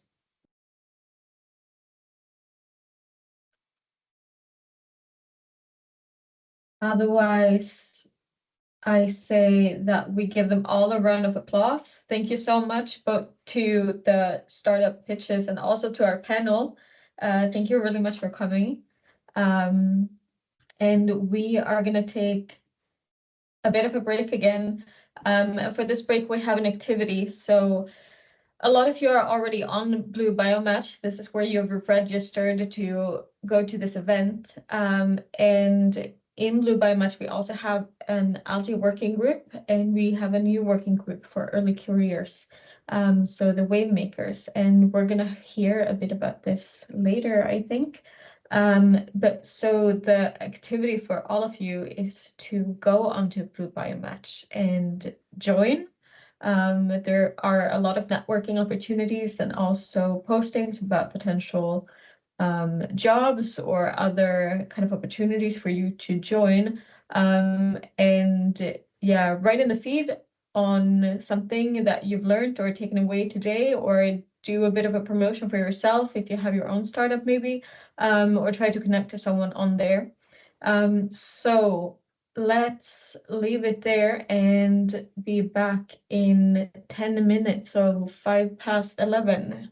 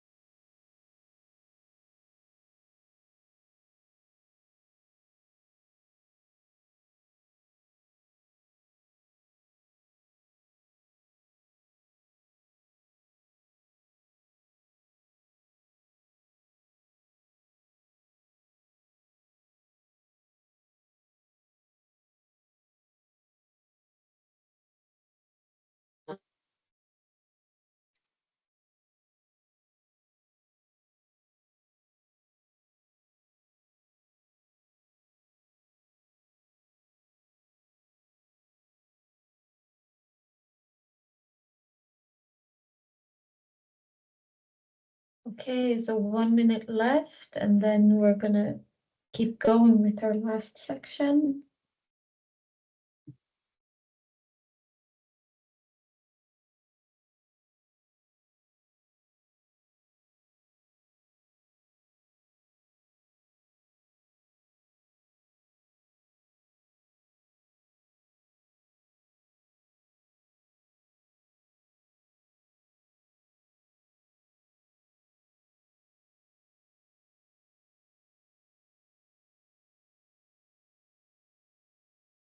So we're moving into our last part. We're going to hear from 3 more people.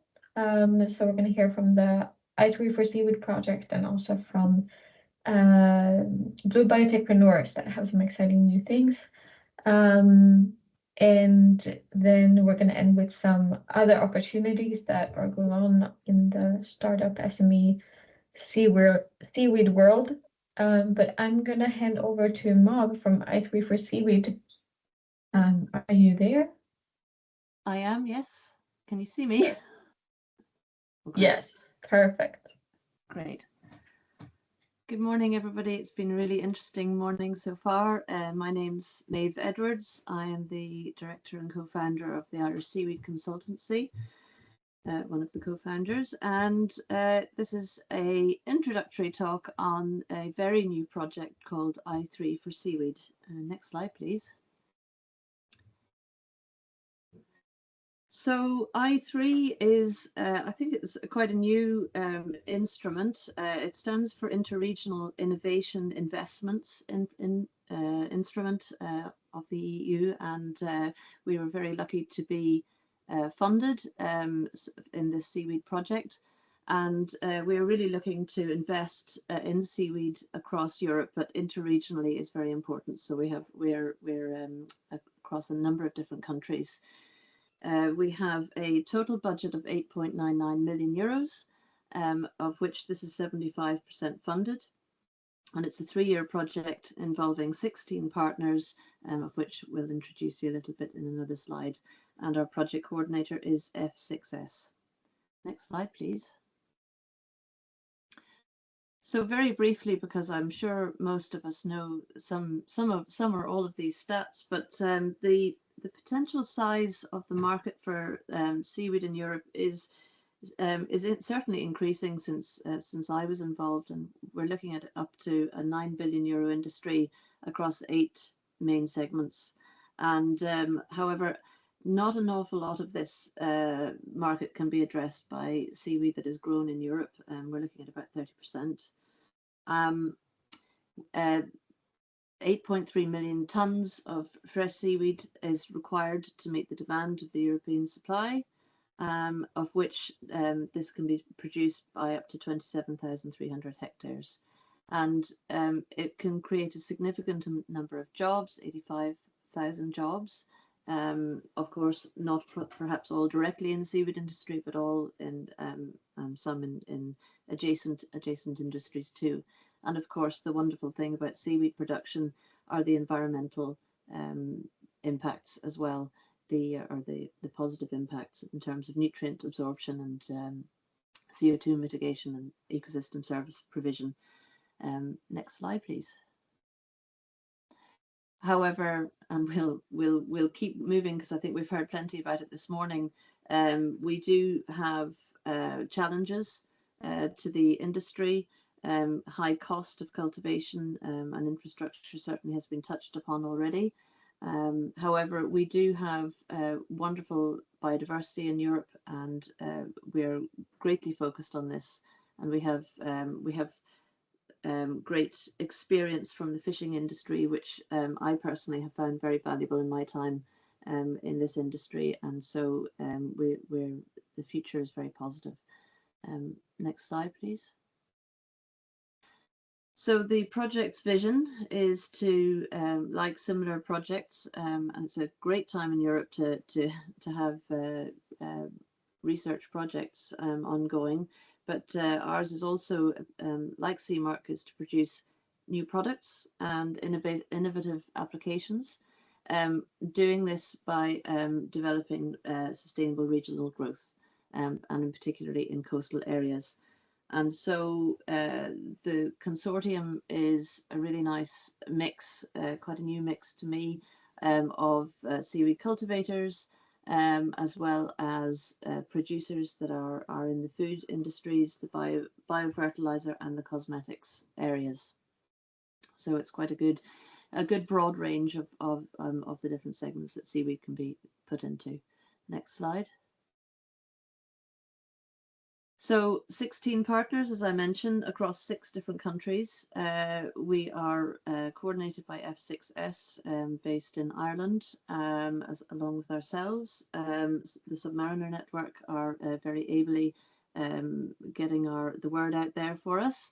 And so, for example, we also have producers ourselves. We're a hatchery. More on what we will be doing specifically in a few slides' time. The Seaweed company and Alga Plus are all producers. We have in Belgium, we have very strongly, we have several large-scale food producers who are playing seaweed and trying to incorporate this into European diets. Whereas in Spain, Ficastera are producing biofertilizers and stimulants. And then we are assisted by the Royal Netherlands Institute for Sea Research and Green Collab and University of Coimbra, amongst others, to support all of this work. And also Hades, which as a partner, which is also quite interesting, will be providing a digital twin of the cultivation production systems. So we've got a big range of partners, and it's very nice to meet them last month for the first time. So next slide, please. We have 7 work packages. Of course, project management does what it says. Then we have our main work packages are the or data-driven work packages are all to do with cultivation techniques in work package 2, and then we have a number of I think it's 7 different investment cases that are producing algae and algae products. And so, for example, our company is involved in work package 3, and there'll be a little bit more about that in a minute. And so it's very important in this project to demonstrate investment cases all across Europe for seaweed biorefinery and product development and formulations, to really boost the confidence in Europe for using seaweeds as a product. Next slide. Next. Oh yeah, thank you. And what's particularly interesting for me, because it's something I haven't been involved in before, is really to have the expertise of investors working within this project. And so this is work package 5 and into work package 6. And so not only will these investment partners be molding and shaping the other consortium members in the production of their products and services, but there will also be an opportunity in a year's time. There will be a call put out for other seaweed entrepreneurs to apply for funds to get them going, and to really, again, to sort of kickstart a further flush of seaweed companies in Europe, which I find very interesting because it could be quite a game changer. Work package 7, of course, as we're doing right now, is a dissemination and outreach work package. Next slide, please. So really all of these work packages have a number of different, are providing a number of different solutions. The work package 2 will develop into an algae farmer's toolkit, which will be linked to the EU4Algae toolkit. And so for example, the Hatchery Innovation Centre that we're developing in Ireland will be part of this, and the takeaways from what we do there will and in other places will be incorporated into this toolkit. We want to increase consumer awareness and acceptance. This has been raised by Lisa as a problem in Italy, and it's obviously something that is important right across Europe and will be advantageous for the whole industry. So work packages 4, 5 and 7 will be developing all sorts of analysis and safety and techno-functional projects or sub-projects and tasks within that to help, along with consumer awareness campaigns. Next slide. All of these projects contribute to the knowledge and research deficit that there is around seaweed, although this is these gaps are being filled in, as well as the regulatory and governance gaps, as it's still considered somewhat new crop. Obviously all of the outputs from these work packages are going to contribute to the knowledge and best practice, and supporting the small SMEs that are often the lifeblood of this industry at the moment, that are really come with the new ideas, and to give them all the support that they need in order to sort of jump over some of the hurdles that have been there in the past. Next slide. And moving on to what we have done for many years, we, as the Irish Seaweed Consultancy, really try and develop science-driven products and services for the European seaweed value chain. So we've been around for quite some time, although we're not very good at advertising ourselves. And we don't work just within Ireland, as our name suggests. We're European wide, and we venture a bit further than that sometimes, but we're generally focused on producing services in the past, but now in the future more products for the European seaweed industry. Next slide. We're located in a beautiful part of the world in Connemara in County Galway, that's in the west of Ireland, and we have an abundance of access to good, clean coastal seawater, which is important for a hatchery. We have well over 20 years experience of seaweed cultivation, and we are blessed to be able to have a large playground, I suppose you could say, of seaweed biodiversity all around us, to really understand and delve into, developing cultivation for as many different species as we have time to do. And so what we're currently working on is developing our own multifunctional cultivation space, which of course is temperature controlled.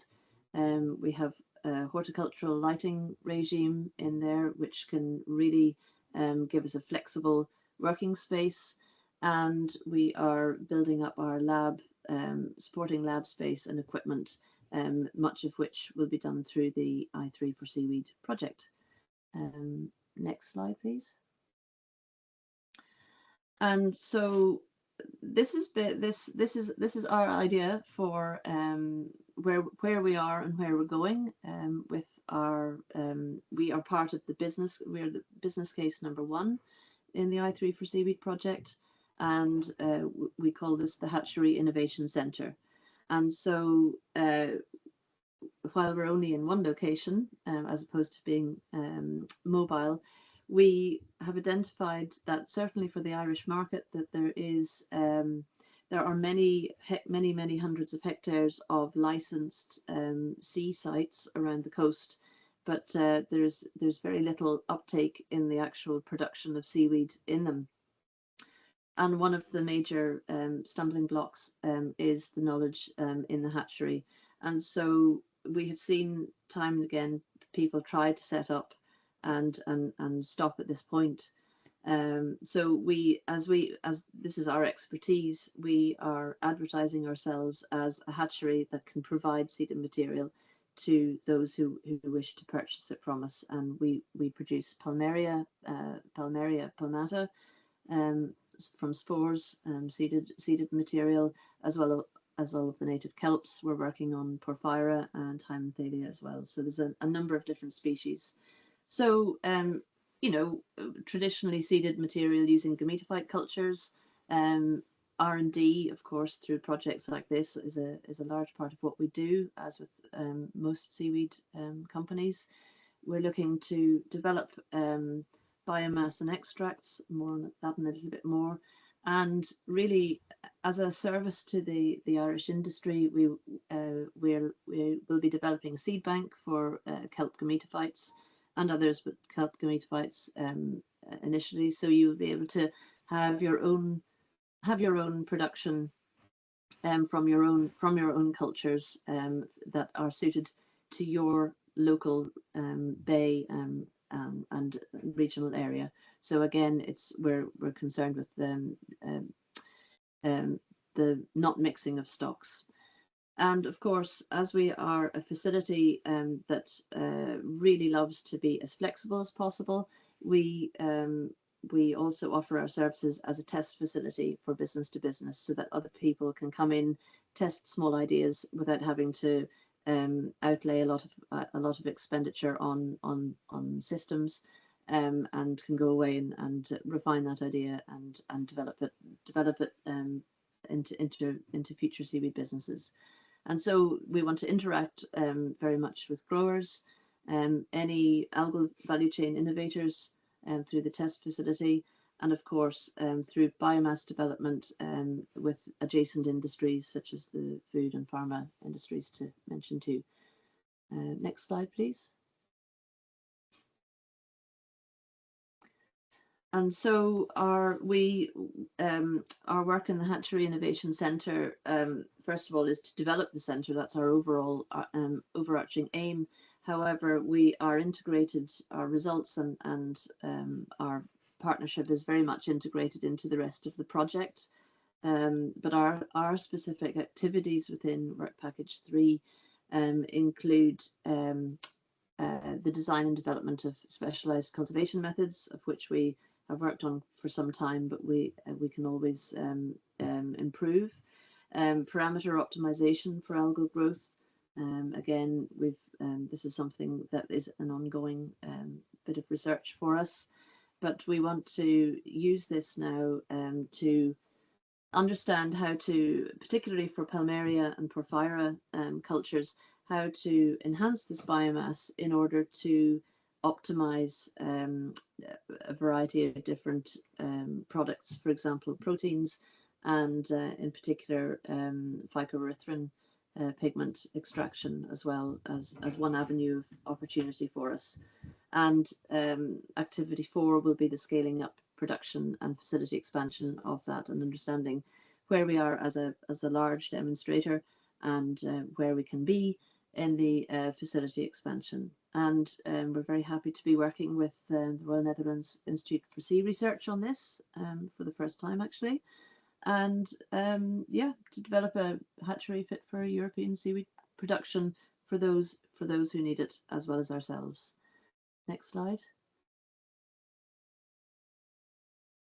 Thank you very much for your attention, and please, if you would like to follow the project on LinkedIn, you can use the QR code there.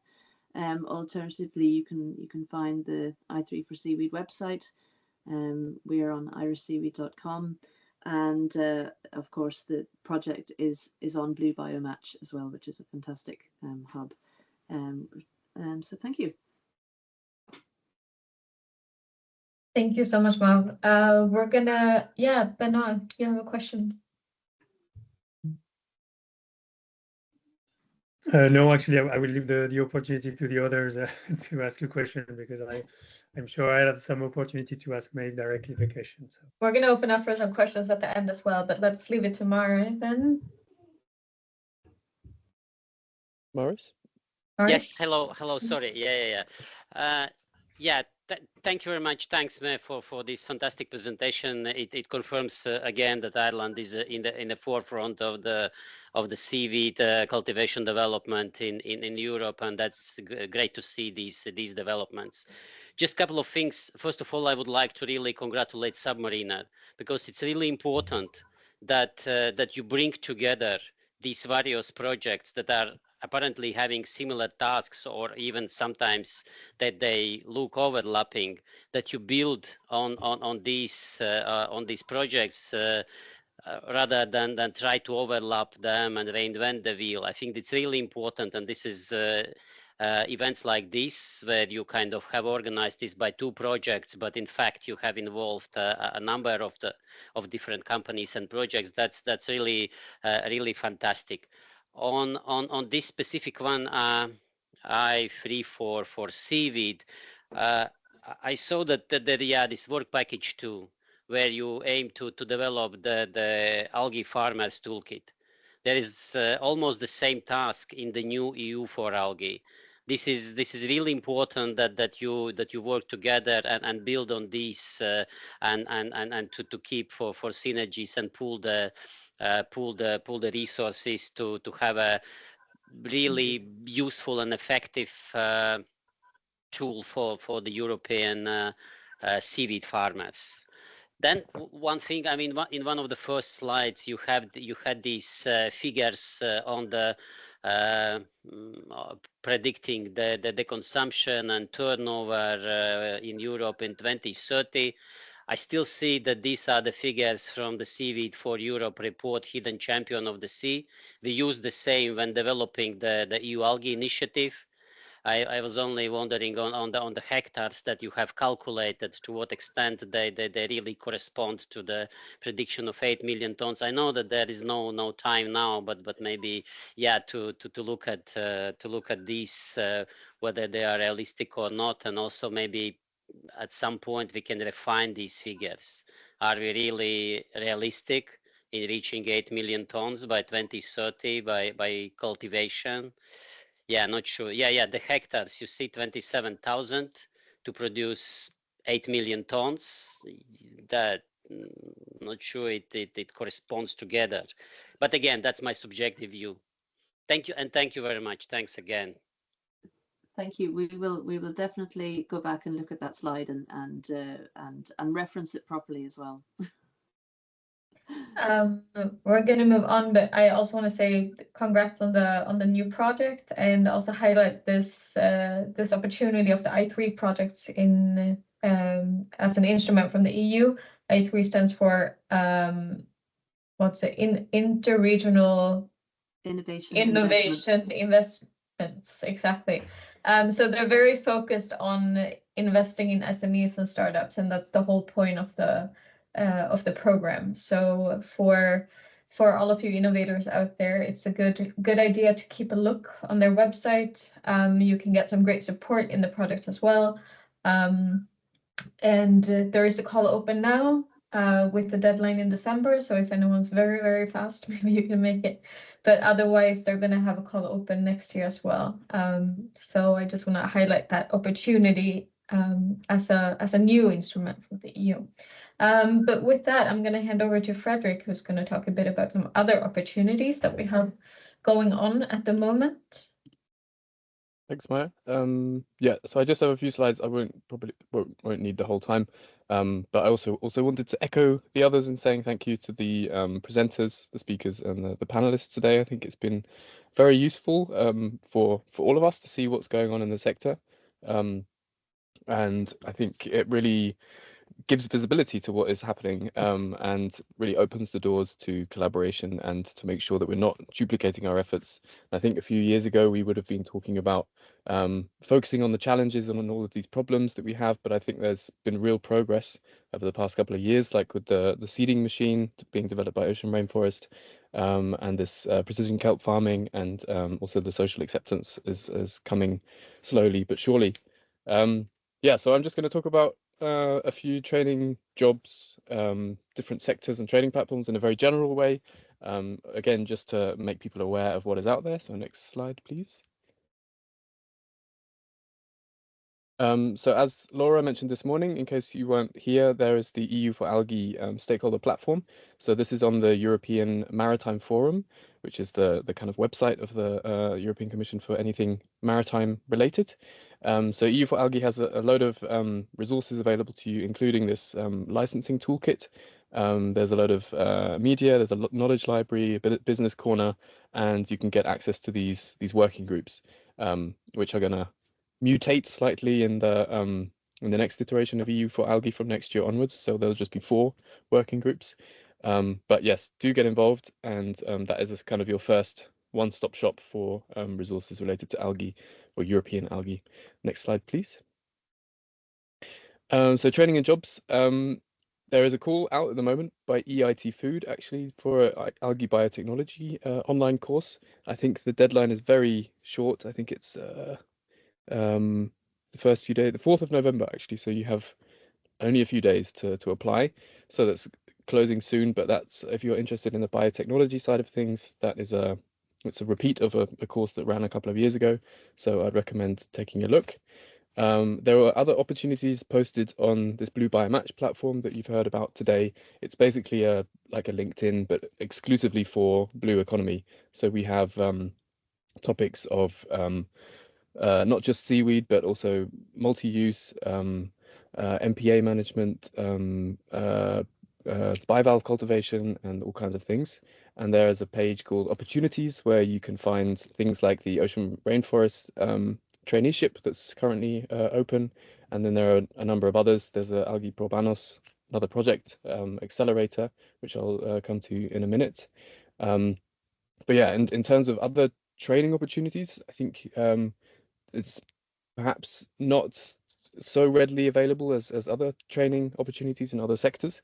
But I would say as a tip, perhaps just to, if you are interested in getting into, if you are a budding entrepreneur interested in seaweed and you want to start a business, but you can't find the training, then do follow these projects that we've been presenting today, because there is a lot of very useful information. You can learn about business development, product development, and cost reductions and all these kind of things. So you can really learn a lot very fast from real experts. So I would recommend just, if you can't find a training or you don't have the time, just look at the outputs from some of these projects. Next slide, please. Yeah, and in terms of sectors, I think Benoit mentioned that Algaia, for example, they have products that meet demand in a lot of different markets. So and I wanted to mention that it's not just about the seaweed farming itself, that if you look at a value chain, so these are often confused supply chains and value chains. So supply chain is what we have underneath, an example from Greenwave in the US. And on top, we have the value chain, which is essentially all of the supporting or auxiliary elements to a business that allow it to function. So these support activities that you can see up top. So the companies that provide the infrastructure, the technology, the human resources. There are opportunities in the seaweed sector in all of these areas. So it's not just about the farming. If you wanted to specialize in a digital e-commerce platform for selling seaweed biomass, for example, that is a job opportunity, and that's all part of the emerging seaweed industry. Yeah, so that's the value chain. But next slide, please. And yeah, in terms of the sectors, it's not just about the farming. Again, if you want to specialize in biotechnology, or you want to develop a food product, I think there was talk today about consumer packaged goods. So it doesn't have to be for food, it can be cosmetics. Construction is a very interesting one, upcoming perhaps in the not too distant future, from algae biomass and things like wastewater treatment, bioremediation, and we talked about rewilding as well, so environmental restoration. There are opportunities in all of these sectors related to algae. So yeah, just so you are aware. And this graphic comes from the EU Algae Initiative, by the way, which was the EU communication on algae. Next slide, please. And I think finally, this is just to mention that, again, on Blue Biomatch, we have this algae working group. And through that working group, you can also find some algae trading platforms. So we have tried to identify different, well, market platforms, essentially, for trading of algae biomass, and there are a few of these that have emerged over the past couple of years, and from like B2B exchanges, people who help you with customs paperwork, for example, when you want to ship samples from Europe to a non-European country. And then there's also B2C, things like Algenladen is a website in Germany that specializes in consumer products made of algae.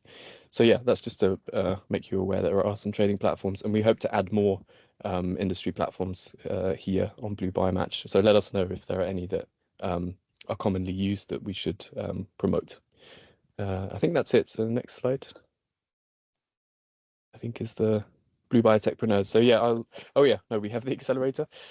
So another project called AlgaeProBANOS. So the project manager couldn't attend today, but I'm going to pitch this on his behalf. So there is an accelerator program that has just launched with a focus on the Baltic and North Seas in this AlgaeProBANOS project. So you have the opportunity to apply to this accelerator. And if you go to the next slide as well, there are some details here, and the QR code, I think, will take you to the AlgaeProBANOS website.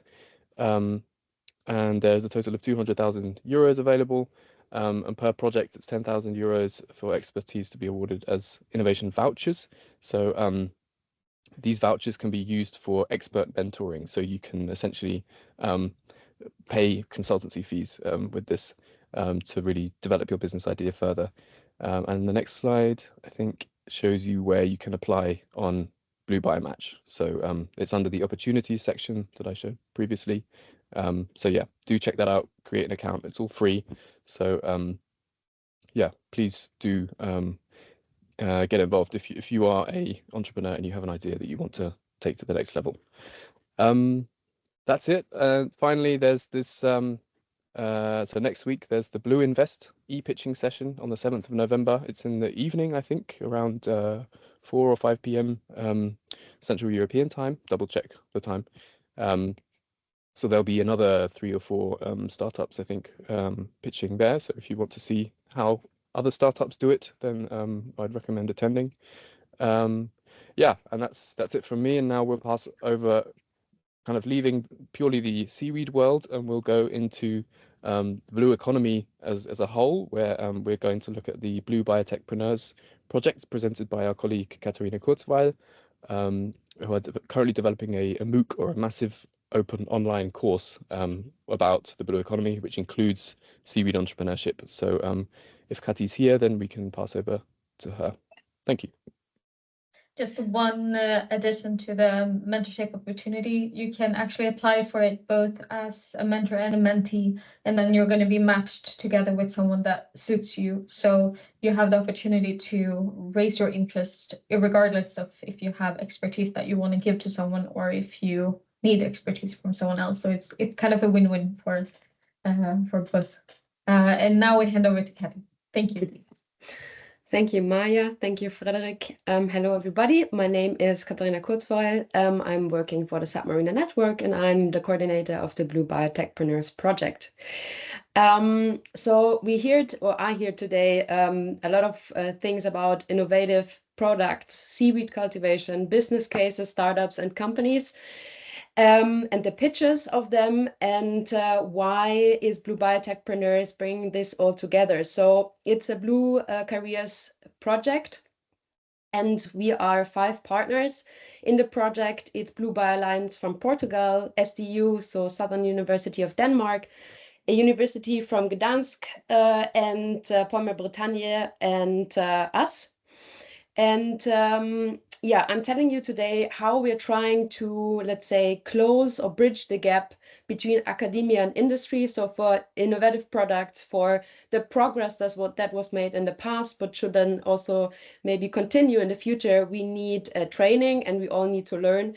And we, of course, need also people that are trained to bring this forward. And next slide, please. How are we doing this in our project? So we have a webinar series 3 webinars were in 2024, and there will be 3 in 2025. So when you're interested, one topic is about women entrepreneurship, then opportunities for you outermost regions, and then about blue biotechpreneurship.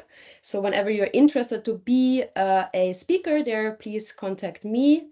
Then we have one more activity. Next slide, please, which is hackathons. We had one hackathon where we basically invite startups to submit their challenge. So I heard some startup pitches today. So when you're interested, please reach out to me, and there will also be a contact information in the chat later on.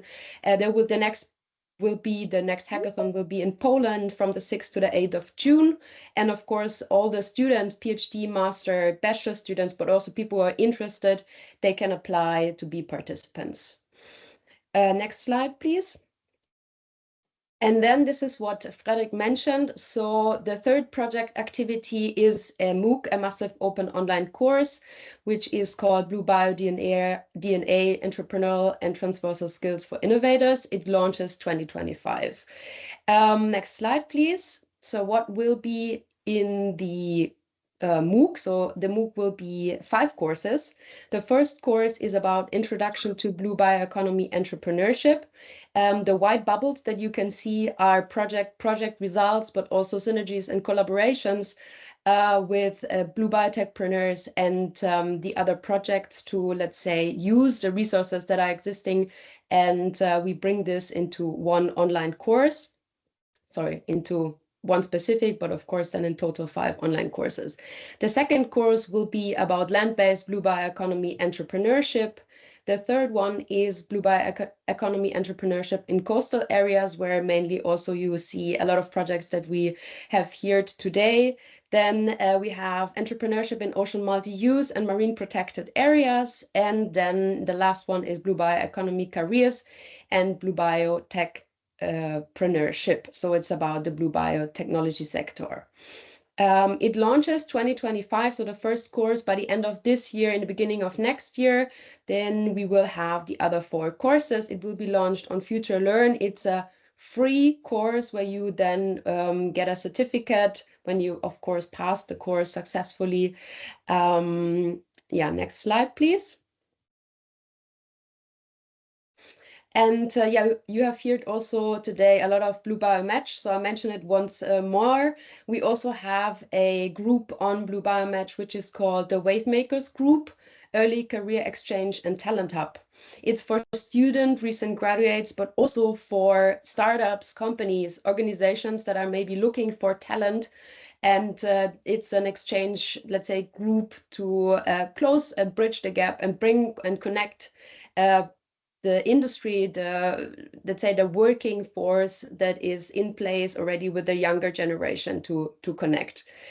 Next slide, please. Yeah, and here you find all the media channels from Blue Biotechpreneurs. Please follow if you're interested in being part of any kind of activity. Contact me, go to the website there also, or on LinkedIn. We will publish the news, and yeah, thank you so much, and thank you to everybody for the great content today. It's also relevant for me to understand what's going on in the seaweed sector, to also understand why we are developing the course, of course, in collaboration with my colleagues Maya and Frederick, to get, let's say, the right content for the younger generation into this training platform, and also, of course, for the people who are interested in the blue economy or in the blue bioeconomy to also, let's say, boost and keep the progress of the sustainable development of this sectors. Yeah, thank you so much.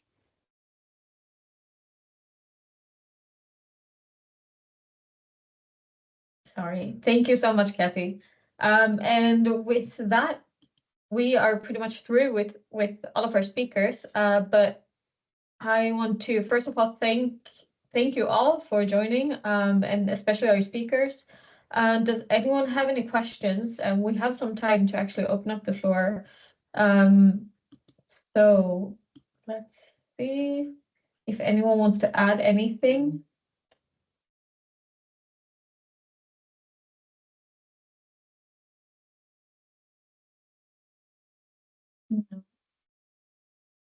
If you do, you still have the opportunity to join the platform and connect to hopefully all of the people that have been here. We're going to send out the presentation, and then we're also going to publish the recording. And if no one has anything else, then I think we close the session.